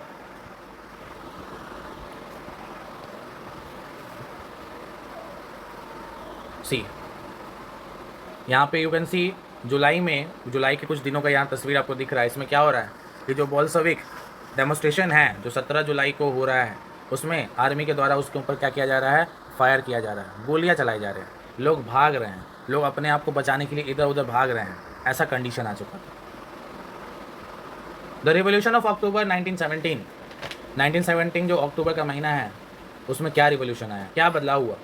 As the conflict between the provisional government and the Bolshevik grew. देखा जा रहा है कि जो वहाँ के टेम्प्रेरी गवर्नमेंट है और जो बोल्शेविक के लोग हैं, इनके बीच में क्या बढ़ते जा रहा है, टेंशन, कॉन्फ्लिक्ट, लड़ाई झगड़ा बढ़ते जा रहा है। Lenin feared that the provisional government would set up a dictatorship. अब ये जो बोल्शेविक के लीडर थे, उनको डर लग रहा है कि जो ये गवर्नमेंट है, ये अब किसके ओर जा रहा है, डिक्टेटरशिप की ओर जा रहा है। मतलब वो अपना मनमानी कर रहा है, वो जिस अनुसार देश को चलाना चाहता है वो बस उसी अनुसार चलाना चाहता है, उसको जो अच्छा लग रहा है बस वो वही कर रहा है। इन September he began discussion for an uprising against the government. Bolshevik supporter in the army, Soviet and the factories were brought together. बोला जा रहा है कि बोल्शेविक लोग थे, वो समझ गए थे कि हमको इसके लिए क्या करना होगा, आवाज़ उठाना होगा, जिसके लिए लोगों को इकट्ठा करना पड़ेगा। तो जो बोल्शेविक लोगों के सपोर्टर थे, जो आर्मी में भी काम कर रहे हैं, सोवियत में भी हैं, फैक्ट्रीज में हैं, उनको एक जगह क्या किया गया, इकट्ठा किया गया, लोगों को जोड़ने का काम किया गया। On 16 October 1917, Lenin pursued the Petrograd Soviet and the Bolshevik Party to agree to a socialist seizure of power। और 16 अक्टूबर 1917 तो पेट्रोग्रेड के सामने बोल्शेविक पार्टी एक एग्रीमेंट रखता है कि हमें मिल के पावर को क्या किया जाएगा, सीजाइज करना चाहिए। A military revolution committee was appointed by the Soviet leader Leon Trotsky to organize the seizure। और वहाँ पे एक कमेटी भी आया जिसका नाम जिसको बोला गया मिलिट्री रिवोल्यूशनरीज कमेटी, जिसमें क्या हुआ, उनके जो लीडर थे, उनके लीडर का क्या नाम था, लियोन ट्रिन्स्की। जो पावर का सीजर होगा उसको क्या किया गया, ऑर्गेनाइज करवाया गया। The date of the event was kept as a secret. जो इस डेट का, इस जो इवेंट का जो डेट होगा, इसको क्या रखा गया, गुप्त रखा गया, सीक्रेट रखा गया। द अपराइजिंग बिगेन ऑन 24 अक्टूबर। और ये जो अपराइजिंग है, ये जो एक टाइप का कॉन्फ्लिक्ट था, ये कब स्टार्ट हो गया भाई, 24 अक्टूबर को। Sensing trouble, prime minister Kerensky had left the city to summon troops. और ये जो प्रॉब्लम बढ़ते जा रहा था, इसके लिए जो वहाँ के प्रधानमंत्री थे किरनस्की, उनको क्या करना पड़ा, सिटी छोड़कर ट्रूप्स के पास जाना पड़ा। ट्रूप्स मतलब सोल्जर्स के पास। As dawn military man loyal to the government seize the building of 2 Bolshevik newspaper. और सुबह सुबह, डॉन मतलब होता है सुबह सुबह, मिलिट्री के जो लॉयल मैन थे, जो गवर्नमेंट के साइड से थे, वो क्या करते हैं, बोल्शेविक का 2 न्यूज़पेपर का बिल्डिंग को सीज कर लेते हैं, अपने अंडर ले लेते हैं। Pro government troops were sent to take over telephone and telegraph office and protect the winter palace. जो गवर्नमेंट के प्रो ट्रूप्स थे, लाइक अफाइन ट्रूप्स, उनको क्या बोला गया, टेलीफोन पे, टेलीग्राफ ऑफिस पे और विंटर पैलेस पे क्या कर लीजिए, आप कब्जा कर लीजिए, उसको प्रोटेक्ट कीजिए। In a swift response the military revolutionary committee order the supporter to seize government office and arrest the ministers. और इसी को रिस्पॉन्स देते हुए वो मिलिट्री रिवोल्यूशन कमेटी जो डिसाइड हुआ था कि पावर क्या होगा, बटेगा, वो सीधा क्या करता है, गवर्नमेंट ऑफिसर्स को क्या करने बोलता है, सीज करने बोलता है और मिनिस्टर को अरेस्ट करने भी आदेश दे देता है। Late in the day the ship Aurora sailed the winter Paris. Other vessels sailed down the Neva and took over various military point। बोला जा रहा है कि नीवा जो रिवर है उस पर भी शिप आ चुके हैं, बहुत सारे मिलिट्री पॉइंट्स को टुक ओवर कर दिया गया है। बाय नाइट फॉल, जैसे से रात गिरा, the city was under the committee control and the minister had surrender. रात तक होते होते जो कमिटी जो बना था उसके कंट्रोल में सब चीज़ आ गया था और जो मिनिस्टर थे वो क्या हो चुके थे, सरेंडर कर चुके थे। At a meeting of all Russian congress of Soviet in Petrograd the majority approve the Bolshevik action. और एक जब मीटिंग रखा गया ऑल रशियन कांग्रेस सोवियत का पेट्रोग्रेड में, तो जो बोल्शेविक का एक्शन था उसको मेजोरिटी सपोर्ट मिला। Uprising took place in the other cities में इस अपराइजिंग को भी एक टाइप का जगह मिला। There was a heavy fighting specially in Moscow, but by December the Bolshevik control the Moscow Petrograd area. बहुत ज़्यादा फाइटिंग चल रहा था, कहाँ पे, मॉस्को के एरिया में। लेकिन दिसंबर आते आते बोल्शेविक क्या किया, उस पूरे एरिया पे अपना कंट्रोल जमा लिया। वॉट चेंज्ड आफ्टर अक्टूबर। अक्टूबर के बाद क्या क्या चीज़ में बदलाव आया और कैसा बदलाव आया। The Bolshevik were totally oppose to private property. क्या बताया जा रहा है कि जो बोल्शेविक लोग थे वो किसके अगेंस्ट में खड़े थे, प्राइवेट प्रॉपर्टी के अगेंस्ट में थे। Most industry and banks were nationalise in November 1917। नवंबर के महीने में 1917 में बहुत सारा बैंक जो है वो क्या हो गया, नेशनलाइज हो गया। This meant that the government took over ownership and management. Nationalise होने का क्या मतलब है, जैसे हम पहले ही बताए हैं कि गवर्नमेंट से लिंक कर देना, मतलब उसका ओनरशिप और उसका मैनेजमेंट अब गवर्नमेंट के हाथ में आ गया है। Land were declared social property and peasants were allowed to seize the land of nobility. जो ज़मीन है, जो भूमि है, उसको क्या बोला गया सोशल प्रॉपर्टी। और जितने भी किसान हैं उनको ये अलाउ कर दिया गया कि आप नोबिलिटी की ज़मीन को हड़प सकते हैं, उनको सीज कर सकते हैं। In cities Bolshevik enforce the partition of large houses according to the family requirement. Bolshevik लोग जो थे वो बड़े बड़े घरों को क्या कर रहे थे, विभाजित कर रहे थे, डिवाइड कर रहे थे फैमिली रिक्वायरमेंट के अनुसार। मतलब अगर बहुत बड़ा फैमिली है तो you will occupy a large area, और छोटा फैमिली अगर है तो उनको फैमिली के रिक्वायरमेंट के अकॉर्डिंग ही घर मिलेगा। ये नहीं कि 2 आदमी हैं और एक आलिशान पैलेस में रह रहे हैं, नहीं। अगर घर बड़ा है तो लोग भी वहाँ बड़े, मतलब लोग भी ज़्यादा होने चाहिए। ऐसे फैमिली रिक्वायरमेंट के अनुसार बोल्शेविक ने क्या किया, पार्टीशन कर दिया, बड़े बड़े घरों को विभाजित कर दिया, बांट दिया। They banned the use of old title of aristocracy. मतलब जितने भी पुराने टाइटल्स चल रहे थे, ठीक है, एरिस्टोक्रेसी में, उनको वो बैन कर दिया। To assess the change new uniform were designs for the army and official. और चेंज को सही मायने में दिखाने के लिए कि हाँ भाई चेंज हुआ है, इसके लिए जो वर्दी था, मतलब जो यूनिफॉर्म था आर्मी पर्सनल्स का या ऑफिशियल्स था, उसको क्या कर दिया गया, चेंज कर दिया गया, उसको अलग से फिर से डिज़ाइन किया गया। Following a clothing competition organisation in 1918 where the soviet has was chosen. कहने का मतलब क्या है कि एक क्लोथिंग कंपटीशन रखा गया, कब, 1918 में, जहाँ पर क्या चुना गया, सोवियत हैट, जिसको उनके लैंग्वेज में क्या बोला गया, बोडुवेंका, ठीक है, उनके लैंग्वेज में उनको बोला गया बोडुवेंका। और ये रहा सोवियत हैट। ये जो यहाँ पे ये हमारे वॉरियर जो सोल्जर हैं वो पहने हुए हैं ना, ये एक स्पेशल टाइप का जो हैट है, इसी को बोला गया Soviet hat. The Bolshevik party was renamed the Russian communist party. मतलब जो बोल्शेविक पार्टी था वो भी अपने नाम को क्या कर लिया, बदल के, रीनेम करके नाम रख लिया रशियन कम्युनिस्ट पार्टी, ठीक है। In November 1917 the Bolshevik conducted the election for the constituent assembly but they fail to gain the majority support. नवंबर के महीने में 1917 में उन्होंने क्या किया, एक इलेक्शन भी किया, किसके लिए, कॉन्स्टिट्यूट असेंबली बनाने के लिए, लेकिन वो जीत नहीं पाए। मतलब जो बोल्शेविक पार्टी हैं जिन्होंने इलेक्शन को कंडक्ट करवाया था वो जीत नहीं पाए। इन जनवरी 1918 the assembly rejected Bolshevik measures and Lenin dismiss the assembly.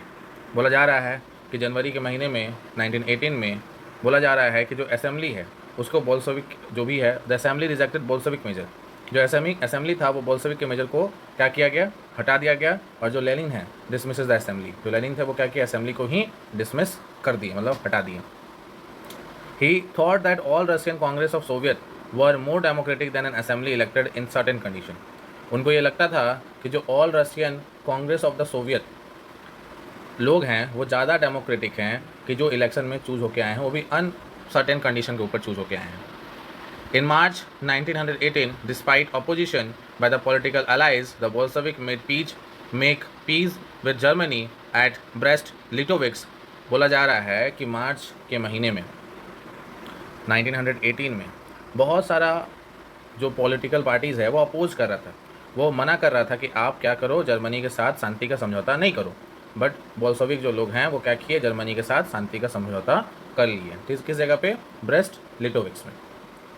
In the year that followed, the Bolshevik became the only party to participate in the election to the All Russian Congress of Soviet, which became the parliament of the country.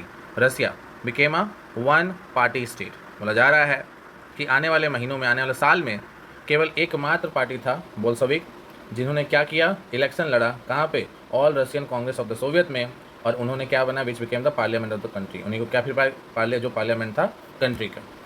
और उसके बाद रसिया कैसा बन गया, रसिया बन गया one party state. Trade unions were kept under the party control. जो trade union होते थे इनको किसके कंट्रोल में रखा गया, पार्टी के कंट्रोल में रखा गया। The secret police called the Cheka first and the later OGPU and NKVD punish those who criticise Bolshevik. आगे चल के क्या हुआ कि एक सीक्रेट पुलिस बनाया गया, मतलब सीक्रेट पुलिस मैन जिनको चेका फर्स्ट बोला गया, आगे जाके उनको बहुत कोई OGPU बोला, NKVD बोला। और ये क्या करते थे, ये उन पे निगाह रखते थे जो बोल्शेविक को क्रिटिसाइज़ करेंगे, जो बोल्शेविक के ऊपर कुछ गलत बोलेंगे, उनको देखकर उनको क्या मिलेगा भाई, उनको मिलेगा punishment. Many young writers and artisans relate to the party because it flood the socialism and for the change. बोला जा रहा है जितने भी यंग राइटर हैं, आर्टिस्ट हैं, वो पार्टी के साथ क्या करते थे, रैली करते थे, क्योंकि उनको लगता था कि सोशलिज्म और ये जो चेंज आया है वो कहीं ना कहीं इन्हीं के द्वारा लाया गया है। After October 1917 this lead to the experiment to arts and the architecture. बोला जा रहा है अक्टूबर के बाद बहुत सारा ऐसा एक्सपेरिमेंट देखा गया जिसमें किसको बढ़ावा मिला है, आर्ट्स को, और जो आर्किटेक्चर है उसको बढ़ावा मिला है। But many became disillusioned because of the censorship of party encouraged. कुछ बहुत सारे ऐसे भी थे जो कहीं ना कहीं उलझन में रह गए, है ना, दिखे नहीं किसी को, क्योंकि पार्टी जो है वो बहुत सारा सेंसरशिप लगा के रख लेता। ठीक है, आगे द सिविल वॉर। वॉर तो आपको पता है क्या होता है, वॉर मीन्स कॉन्फ्लिक्ट, लड़ाई। बट वॉर जो होता है वो दो कंट्री के बीच में होता है, और ये जो सिविल वॉर है ना, civil within the country होता है, विद इन द कंट्री। मतलब अगर इंडिया में आपस में ही लोग भिड़ जाएं, लड़ने लगे आपस में ही, तो वो होगा सिविल वॉर। लेकिन अगर इंडिया और कोई अदर स्टेट लड़ जाए तो you can say that is a war. When the Bolshevik order land redistribution the Russian army began to break up. बोला जा रहा है कि जब बोल्शेविक के लोगों ने लैंड को पुनः विभाजन, मतलब फिर से बांटने का आदेश दे दिया, तो जो रसिया का आर्मी है वो अब टूटने लगा, रसिया का आर्मी आपस में ही टूटने लगा। Soldiers mostly peasants wish to go home for the redistribution and deserted. बोला जाएगा कि जो सोल्जर्स थे, जिसमें ज़्यादातर जो किसान थे, वो लोग क्या करते थे, घर चले गए। क्यों? क्योंकि भाई रीडिस्ट्रीब्यूशन करना है, और वो एकदम डिजर्टेड हो गए, एकदम अलग थलग रहने लगा। Non Bolshevik socialist liberals and supporter of aristocracy condemn the Bolshevik uprising. जो बोल्शेविक के सपोर्टर नहीं थे, जो लिबरल्स थे या जो एरिस्टोक्रेसी को मानते थे, उन्होंने बोल्शेविक का ये जो कदम था उसको क्या किया, क्रिटिसाइज किया कि ये सही नहीं हो रहा है। The leaders move to south Russia and organise troops to fight the Bolshevik. और उनके जो लीडर्स थे जो ये चीज़ को अपोज कर रहे थे, वो कहाँ पहुँच गए, साउथ ऑफ रसिया, और वहाँ पे अपना क्या बनाने लगे, ट्रूप्स। ट्रूप्स मतलब सोल्जर्स, क्या करने के लिए कि वो किससे लड़ेंगे, बोल्शेविक से लड़ेंगे। उनको बोला गया द रेड्स, बोल्शेविक को। During 1918 and 1919 the green, green मतलब कौन, जो सोशलिस्ट रिवोल्यूशनरीज हैं, और रेड किसको कहा जा रहा है, बोल्शेविक को। और जो वाइट है, वाइट्स मतलब बोला जा रहा है जो प्रो सार्सनिस्ट थे, मतलब एक टाइप के जो किंग के कम्युनिटी से बिलोंग करते थे। Control mostly of Russian evolution. बोला जा रहा है कि 1918 और 1919 आते आते जो ग्रीन है, वाइट है, वो रशियन एम्पायर पे अपना क्या बनाने लगे, कंट्रोल फिर से बनाने लगे। They were backed by French, America, British, Japanese troops, all those force who were worried at the growth of socialism in Europe. इनको किससे सपोर्ट मिला, फ्रेंच से सपोर्ट मिला, अमेरिकन से सपोर्ट मिला, ब्रिटेन से सपोर्ट मिला, और जापानीज ट्रूप से भी सपोर्ट मिला। क्यों? क्योंकि ये लोग भी डरे हुए थे कि अगर सोशलिज्म ज़्यादा तेज़ी से फैलेगा तो रसिया के बाद ये इन कंट्रियों में भी तो आएगा, इनको भी तो खतरा हो सकता है। इसलिए इन्होंने किसको सपोर्ट किया, ग्रीन और वाइट्स को सपोर्ट मिला इनके द्वारा। As this troops and the Bolshevik fought a civil war, looting, banditry and famine become common. जैसे कि आपको पता है कि ये लोग, मतलब जो ट्रूप्स डिज़ाइन किए गए हैं और बोल्शेविक लोग आपस में लड़ रहे हैं, आपस में सिविल वॉर चल रहा है, कंट्री में ही वॉर हो रहा है। अगर वॉर होगा तो लूटपाट बढ़ेगा, लोग लूटपाट पे उतर जाएंगे, फेमाइन आएगी, फेमाइन मतलब भुखमरी आएगी, और लोग तंग भी रहेंगे। वॉर होगा तो ये सब चीज़ बहुत कॉमन हो जाता है उस समय। Supporters of private property among whites took harsh steps with represent with peasants who has seize land. बोला जा रहा है कि जो प्राइवेट प्रॉपर्टी के सपोर्टर थे, मतलब जिसमें वाइट्स ज़्यादातर थे, उन्होंने बहुत कड़ा कदम लिया किसके खिलाफ, ऐसे पीजेंट्स के खिलाफ जिन्होंने नोबिलिटी का प्रॉपर्टी को या उनके ज़मीन को हड़पा था। Such action lead to the loss of popular support for the non Bolshevik. और ऐसा एक्शन से क्या हुआ कि जो पॉपुलैरिटी था नॉन बोल्शेविक का, है ना, उनको बहुत बड़ा झटका लगा। By January 1920 the Bolshevik control most of the former Russian empire. जनवरी आते आते 1920 में जो बोल्शेविक है वो जो फॉर्मल रशियन एम्पायर है उसको फिर से वो अपने कंट्रोल में ले लेते हैं। They succeeded due to cooperation with the non Russian nationality and Muslim jadids. कहने का मतलब क्या है कि वो ऐसा कैसे कर पाएँ, तो उनको जो नॉन रशियन नेशनलिटी है, मतलब जो नॉन रशियन पब्लिक है, और जो मुसलमान भाई बहन है, उनका एक मेजर सपोर्ट मिल पाया था बोल्शेविक को। Cooperation did not work when Russian colonist themself turn Bolshevik. जब वो कॉपरेशन काम नहीं कर पाया, जब जो रशियन कम्युनिस्ट जो कॉलोनिस्ट है वो बोल्शेविक बन गए। In Khiva in Central Asia Bolshevik colonist brutally massacred local nationalist in the name of defending socialism. बोला जा रहा है कि ये जो सेंट्रल एशिया का पार्ट है, जो कीवा है, यहाँ पे बोला गया कि बोल्शेविक के जो कॉलोनी थे वहाँ पे किसको बहुत बुरी तरीक़ा से मर्डर किया गया, उनको मार दिया गया, तो वहाँ के जो लोकल नेशनलिस्ट थे। क्यों? क्योंकि उनको लगता था कि ये सोशलिज्म के विरोध जा रहे हैं। In this situation many were confuse about what the Bolshevik government represent. इस समय जो सिचुएशन ऐसा बन गया था कि सब कोई कन्फ्यूजन में जी रहा है कि बोल्शेविक जो गवर्नमेंट बना है आखिर वो चाहता क्या है, what is the real thought of Bolshevik. Partially to remedy this, most non-Russian nationalists were given political autonomy in the Soviet Union। बोला जा रहा है कि धीरे धीरे करके जो नॉन रशियन नेशनलिस्ट थे उनको पार्टी का क्या पॉलिटिकल क्या मिल जाता है, ऑटोनॉमी मिल जाता है। What is autonomy? The right to govern themself, मतलब ऐसा अधिकार कि वो अपने आप को क्या कर सकते हैं, गवर्न कर सकते हैं, रूल कर सकते हैं। वेयर इन USSR या USSR, the states that Bolshevik created from a Russian empire in December 1922, but since this was combined with an unpopular policy that the Bolshevik forced the local government to follow, like the harsh disagreement of nomadism attempt to win over different nationalists were only partially successful। बोला जा रहा है ये nomadism क्या होता है? Nomadism मतलब ऐसा lifestyle of those who do not live in one place but move from area to area in the search of earning। मतलब नोमैडिक लोग, बंजारे लोग क्या करते हैं, वो एक जगह सेटल नहीं हो पाते हैं, वो बस आज यहाँ हैं कल वहाँ हैं, और उनको क्या करना है, पैसा ऐसा ही कमाना है। आज कुछ पैसा यहाँ कमा लिए, कल कुछ पैसा वहाँ कमा लिए। और ये लोग क्या करते थे, ये लोग इसको डिसइंकरेज करते थे। ऐसा नहीं था कि उनको इंक्रीज़ किया जाता था, नहीं, उनको था कि जो नोमैडिज्म है, मतलब जो लोग इधर उधर ट्रैवल कर पा रहे हैं, उसको लाइक द हार्श डिसकरेजमेंट। तो ये चीज़ को देखना ज़रूरी है, उसको एक बार अच्छे से पढ़ लेना। Now moving further, making a socialist society.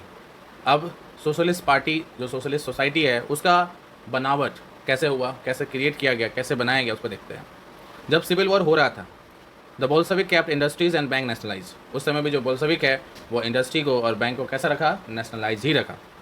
They permitted peasant to cultivate the land that had been socialised. उन्होंने जो पीजेंट्स हैं उनको क्या बोला कि आप ऐसे धरती को कल्टिवेट करो जो पहले से सोशलाइज्ड है। Bolshevik used confiscated land to demonstrate what collective work could be. जो लैंड कन्फिस्टिकेट हुआ है, मतलब हड़पा गया है, उसका यूज करके वो बताते थे कि कलेक्टिव वर्क कैसे हो सकता है। कलेक्टिव वर्क बहुत ज़रूरी है। अगर आपको हम एक प्रोजेक्ट बनाने बोले, आप उसको अकेले बनाओ तो शायद आपको 2-4-10 दिन लग सकता है, बट अगर आपको उसको ग्रुप में करना हो, कलेक्टिवली करना हो, तो वही वर्क को आप 2-3 दिन में भी आराम से कर सकते हो। तो उसको कहते हैं collective work. A process of centralising या सेंट्रलाइज प्लानिंग वॉज इंट्रोड्यूस। इससे क्या हुआ, एक सेंट्रलाइज प्लानिंग का इंट्रोडक्शन हुआ। Officers assess how the economy could work and set target for 5 year period. Her government generally जो होता है वो एक टारगेट लेके चलता है। इंडिया भी 5 ईयर प्लान्स लेके चलता है कि आने वाले 5 साल में हमारा गवर्नमेंट किस चीज़ पे ज़्यादा विकास करेगा, कहाँ कितना पैसा लगाएगा, और पूरा प्लानिंग 5 ईयर प्लान्स जो कहते हैं। तो इन्होंने भी ऐसा टारगेट सेट किया कि आने वाले 5 सालों में हमें ऐसा ऐसा प्रोसेस करना होगा जिससे इकोनॉमी क्या हो पाएगा, बढ़ पाएगा। On the basic there can made 5 year plans. इसके ऊपर लोग क्या बनाएंगे, 5 साल का प्लान्स बनेगा। The government fixed all prices to promote industrial growth during the first 2 plans. जो गवर्नमेंट है वो क्या किया, जो प्राइस है उसको फिक्स कर दिया, जिससे क्या होगा, इंडस्ट्री का ग्रोथ होगा। और कब, जो पहला 2 प्लान बना उसमें। पहला 2 प्लान कब से है, 1927 से लेकर 32 और 33 से लेकर 38 तक। Centralise planning lead to economic growth. और अगर आप सेंट्रलाइज प्लानिंग हुआ है तो कहीं ना कहीं इकोनॉमिक ग्रोथ तो होगा ही। Industrial production increase. Industrial production मतलब इंडस्ट्री का जो प्रोडक्शन है वो बढ़ गया। और between 1929 and 1933 by 100% in the case of oil, coal and field. बोला कि 100% से भी ज़्यादा का बढ़ोतरी हो रहा है। Now new factories cities came into beginning. और नए फैक्ट्रीज़ बनने लगे जिससे नई सिटीज़ का भी क्या हुआ, डेवलपमेंट हुआ। However rapid construction lead to poor working condition. लेकिन हुआ क्या कि अगर लगातार कंस्ट्रक्शन हो रहा है तो जो वर्किंग कंडीशन होगा वो बहुत ख़राब होगा, और ऐसा ही हुआ। In the cities of Magnitogorsk the construction of steel plant was achieved in 3 year. बोला जा रहा है इस सिटी के ऊपर जो स्टील प्लांट का कंस्ट्रक्शन है वो 3 साल में पूरा किया गया। Workers lived hard lifes and the result was 505 stoppage in the work in the first year alone. बोला जा रहा है कि वर्कर्स को बहुत कठिन जीवन जीना पड़ता था। और ऐसा हुआ कि 550 बार काम को रोका गया पहले साल, जब ये काम हो रहा था तो 550 बार काम में स्टॉपेज आया। In living quarters in the winter time at 40 degree below, the people had to climb down from the fourth floor to the dance across the city in order to go to the toilet। बोला जा रहा है कि उस समय लगभग -40 degree Celsius, -40 degree तापमान, जो बहुत फ्रीजिंग कोल्ड होता है, उसमें लोगों को लगभग चौथे फ्लोर से उतरकर नीचे आना पड़ता था अगर उनको वॉशरूम यूज़ करना है, उनको टॉयलेट यूज़ करना है। तो उस हार्श कंडीशन में लोग रहे हैं। And extended schooling system develop, बोला जा रहा है कि जो स्कूलिंग सिस्टम था उसको डेवलपमेंट किया गया। And arrangements were made for factories workers peasants to enter universities.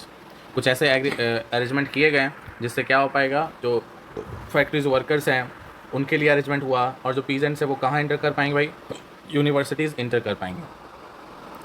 Checks were establish in factories for the childrens of women workers. बोला जा रहा है कि जो फीमेल वर्कर्स हैं उनके बच्चों के लिए चेक्स जैसा एरिया डिज़ाइन किया गया। Cheap public health care was provided. बोला गया कि सस्ता और public health like hospital facilities भी प्रोवाइड करवाया गया। Model living quarters were set up for the workers, और जो मॉडल लिविंग मतलब फीचर्स है उसके लिए, मतलब वर्कर्स के लिए वो भी सेटअप किया गया, मतलब एक बढ़िया रहने का व्यवस्था। The effect of all this was uneven though since government resource were limited. बोला जा रहा है इस सब का इफेक्ट जो है वो बहुत अनइवनली पड़ा, मतलब कहीं हुआ कहीं नहीं हुआ। क्यों? क्योंकि गवर्नमेंट का जो रिसोर्स है वो क्या है भाई, लिमिटेड है। ठीक है, गवर्नमेंट का जो रिसोर्सेज है वो लिमिटेड है, इस वजह से। यहाँ पे अगर आप देखो एक इमेज, इसमें क्या बोला गया है कि उस समय फैक्ट्रीज़ को कैसा देखा जाता था, as a symbol of socialism. Factory को उस समय as a symbol of socialism देखा जाता था। यहाँ पे क्या बताया जा रहा है, see students are studying in the Soviet Russia. बोला जा रहा है बच्चों को पढ़ाई यहाँ पे पढ़ाया जा रहा है। यहाँ पे ड्यूरिंग द 5 ईयर प्लान, जो a child in this town area during the first 5 year working, मतलब वो वहाँ पे काम करते हुए बच्चे का एक फ़ोटो दिखाया गया है। फैक्ट्रीज डाइनिंग हॉल इन 19, जो फैक्ट्री का जो डाइनिंग एरिया है जहाँ पे लोग बैठ के खाएंगे, वो एरिया को यहाँ पर दिखाया गया है। अब हम लोग पढ़ेंगे स्टेनिलिज्म एंड कलेक्टिविज्म विजेशन। अब ये क्या है? The period of early planned economy was link to the disaster of collectivisation of agriculture. By 1927 and 28, the towns in Soviet Russia were facing an acute problem of grain supplies. बोला जा रहा है कि 1927 से लेकर 28 में जो टाउन्स है, जो सिटीज़ है, कहाँ पे, सोवियत रसिया में, वहाँ पे बहुत सारा प्रॉब्लम था ग्रेन के सप्लाई को लेके। The government fix prices eight which grain must be sold. जो गवर्नमेंट है वो क्या किया था, पैसा को तय कर दिया था कि ग्रेन्स इतने ही दाम में बिकने चाहिए मार्केट में। But the peasants refuse to sell this grain to the government buyers at this price. लेकिन जो किसान थे वो उस दाम में जो भी आपका ग्रेन है उसको गवर्नमेंट को बेचने में मना कर दिए थे, ऐसा नॉट पॉसिबल है। Stalin who headed the party after the death of Lenin, कहने का मतलब क्या है कि जो व्लादिमीर लेनिन थे उनका जब डेथ हो गया तो उसके जगह पे कौन आए, स्टेलिन आए, और उन्होंने पार्टी को फिर हैंड ओवर लिया, और उन्होंने क्या, कुछ इमरजेंसी मेजर्स को भी लागू किया। He believed that rich peasants and the traders in the countrysides were holding stocks in the hope of higher prices.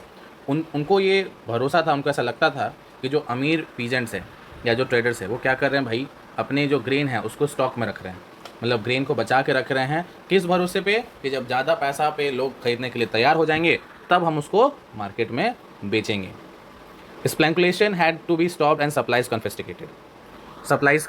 बोला जा रहा है कि जो इस टाइप का लोग कर रहे हैं उसको रोका जाए, और जो सप्लाईज हो उसको उसको एक टाइप का छीना जाए, क्योंकि अगर आप स्टोर कर रहे हो लोग यहाँ पे बहुत प्रॉब्लम फेस कर रहे हैं, that is not good. In 1928 party members turn to the grain production areas supervising enforce grain collection and raiding kulaks the name of the well to do peasants. बोला जा रहा है कि पार्टी के जो मेंबर थे वो 1928 में क्या कर रहे हैं, जहाँ पे ग्रेन का प्रोडक्शन होता है वहाँ पे सुपरवाइज़ कर, वहाँ देख रहे हैं कि अच्छा सब चीज़ सही से तो हो रहा है, अगर ग्रेन उगा है तो उसका कलेक्शन सही से जा रहा है। और जो कुलाज थे, जो वहाँ पे एक बहुत नामी किसान का ग्रुप है, उस पर ये लोग क्या करते थे, रेड करते थे, उस पर ज़्यादा ध्यान देते थे। As shortage continued the decision was taken to be collectivist farms. बोला जा रहा है लेकिन शॉर्टेज ऐसे ही बना रहा भाई, उस वजह से जो फैसला है उसको कलेक्टिविज्म की तरफ, जो भी फार्म्स के उस पर ले गया गया। It was urge that grain shortage were partly due to the small size of holding. ऐसा माना गया कि जो छोटे छोटे पीस ऑफ लैंड है उस पर जो कल्टिवेशन हो रहा है, इस वजह से क्या हो रहा है, ग्रेन का शॉर्टेज हो रहा है। तो after 1917 land has been given over to peasants. 1970 के बाद जो धरती है वो किसको दे दिया गया था, पीजेंट्स को। The small size peasant farms could not B modernise. और जो छोटे मोटे फार्म्स हैं, जो छोटे मोटे एरिया है, उसको ज़्यादा मॉडर्नाइज आप कर नहीं सकते हो। To develop modern farms and run them along industrial lines with machineries, it was necessary to eliminate lukers, kulas, take away lands from peasants and establish state control large farms। और ऐसा बोला जा रहा था कि अगर आपको मॉडर्न फार्म्स डिज़ाइन करना है और आप चाहते हो कि इंडस्ट्री का बना हुआ सामान, मशीनरीज को यूज़ किया जाए, तो आपको किसको, कुलास को हटाना पड़ेगा। और ज़मीन जो है वो किससे, पीजेंट से छीन कर या लेकर आप वहाँ पे बड़े बड़े फार्म्स इस्टेब्लिश करोगे। उससे क्या होगा कि प्रोडक्शन बढ़ेगा, तो शॉर्टेज का प्रॉब्लम नहीं देखने को मिलेगा। What followed was Stalin's conservation program. बोला गया किसके बाद, जो स्टेलिंग है उनका एक प्रोग्राम आया, इसको बोला गया कलेक्टिविज्म, मतलब एक टाइप का उसको कलेक्टिंग का जो प्रोसेस था, उसमें आगे क्या हुआ उसको भी हम लोग देखेंगे। 1929 party force all peasants to cultivate in collective farms. बोला गया कि जितने भी किसान भाई बहन हैं उनको बोला गया कि भाई आप कलेक्टिव वे में कल्टिवेट करोगे। The bulk of land and implements were transfer to the ownership to collective farms. बोला गया कि जो ज़मीन के बड़े बड़े टुकड़े हैं वहाँ पे जो ओनरशिप था वो कलेक्टिव फार्म को दे दिया गया कि आप यहाँ पे कल्टिवेट करवाओ। Peasants were on the land and the कुलास प्रॉफिट वॉज सेड। बोला जा रहा है जो पीजेंट्स है वो वहाँ काम करते थे और जो प्रॉफिट होता था उसको उस पर बांटा जाता था। In raids peasants resisted the authority and destroyed their livelihood. बोला जा रहा है कि जो पीजेंट्स गुस्से हो गए, मतलब एक टाइप का उससे नाखुश थे, वो अथॉरिटी के अगेंस्ट जा रहे थे और अपने लाइफ स्टॉल, मतलब जो भी बचा कुचा जो भी है एग्रीकल्चर या उनका कैटल्स वगैरह, उसको डिस्ट्रॉय कर दे रहे हैं। Between 1929 and 31 the number of cattles felled by 1/3। जो उनके पास कैटल थे उस पर क्या हो गया, 1/3 का गिरावट आ गया, मतलब हर 3 में से एक कैटल ख़त्म। कब से कब तक, 1929 में से लेकर 31 तक। Many were deported and exiled. बहुत सारे लोग को क्या किया गया, वहाँ से हटा गया, बहुत सारे को तो वहाँ पे भगा दिया गया, एक्सेल कर दिया गया। एज द रिसेस्टेड, उनको क्या था भाई कि ये जो कलेक्टिविज्म चल रहा है, आप लोगों का ज़मीन छीन के एक बड़ा एरिया बना के और सब चीज़ कर रहे हो, इससे वो लोग नाखुश थे। Peasants argue that they were not rich and they were not against socialism. Peasants, इन्होंने ये भी कहा था कि हम लोग अमीर नहीं हैं लेकिन हम लोग सोशलिज्म के अगेंस्ट भी नहीं हैं। They mainly did not want to work in the collective farm for the variety of reason. उनका कलेक्टिव जगह काम नहीं करने का बहुत सारा रीज़न था।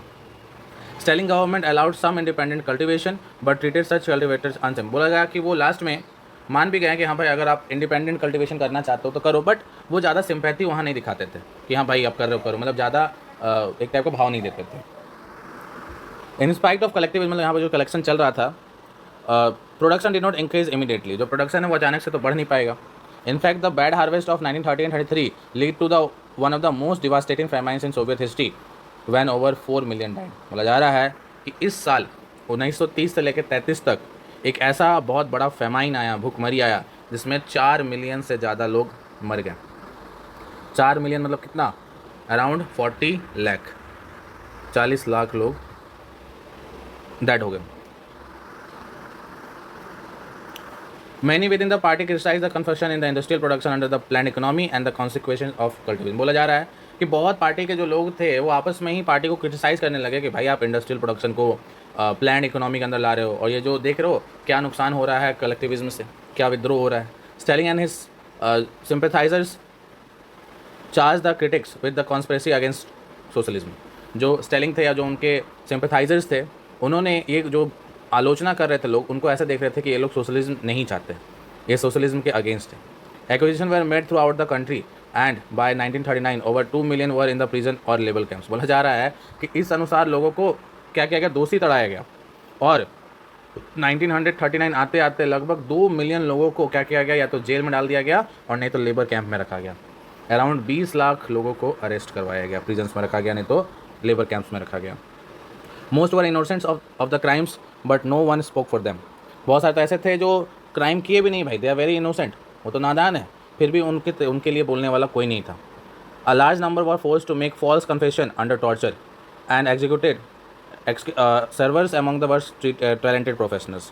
बोला जा रहा है कि बहुत सारे तो ऐसे थे जिसको टॉर्चर से क्या किया गया, कन्फेस कराया गया कि हम गलती किए हैं, मतलब उनको 3rd डिग्री देकर मारपीट करके उनको टॉर्चर करके ये उगलवाया गया कि हाँ भाई हम क्राइम किए हैं, उनसे फॉल्स कन्फेशन कराया गया।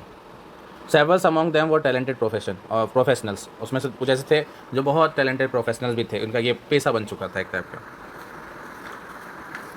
The globe influence of the Russian revolution and the USSR. बोला जा ग्लोब नहीं ग्लोबल, बोला जा रहा है कि इस पे पूरा ग्लोबली मतलब पूरे ग्लोब पे क्या प्रभाव पड़ा, क्या असर पड़ा रशियन रिवोल्यूशन का और ये जो यूएसएसआर है उसका, वो पूरा हम लोग पढ़ेंगे। एग्जैक्टिंग socialist Party in Europe did not Holi approve the way of Bolshevik took power and kept it.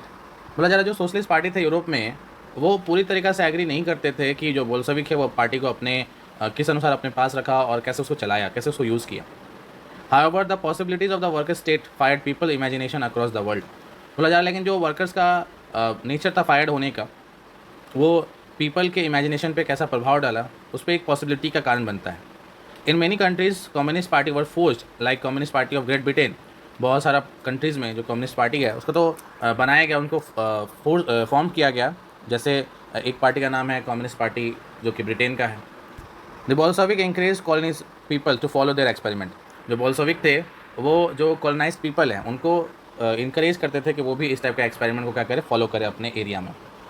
Many non Russians from outside the USSR participate in the conference of the people of the east 1920 and the Bolshevik founded commented an international union for pro Bolshevik socialist parties. बोला जा रहा है कि बाहर से भी, Russia से बाहर से भी लोग आते थे उस कार में क्या पार्टिसिपेट करने, कॉन्फ्रेंस में पार्ट लेने। कौन सा conference? People of the east conference में 1920 में।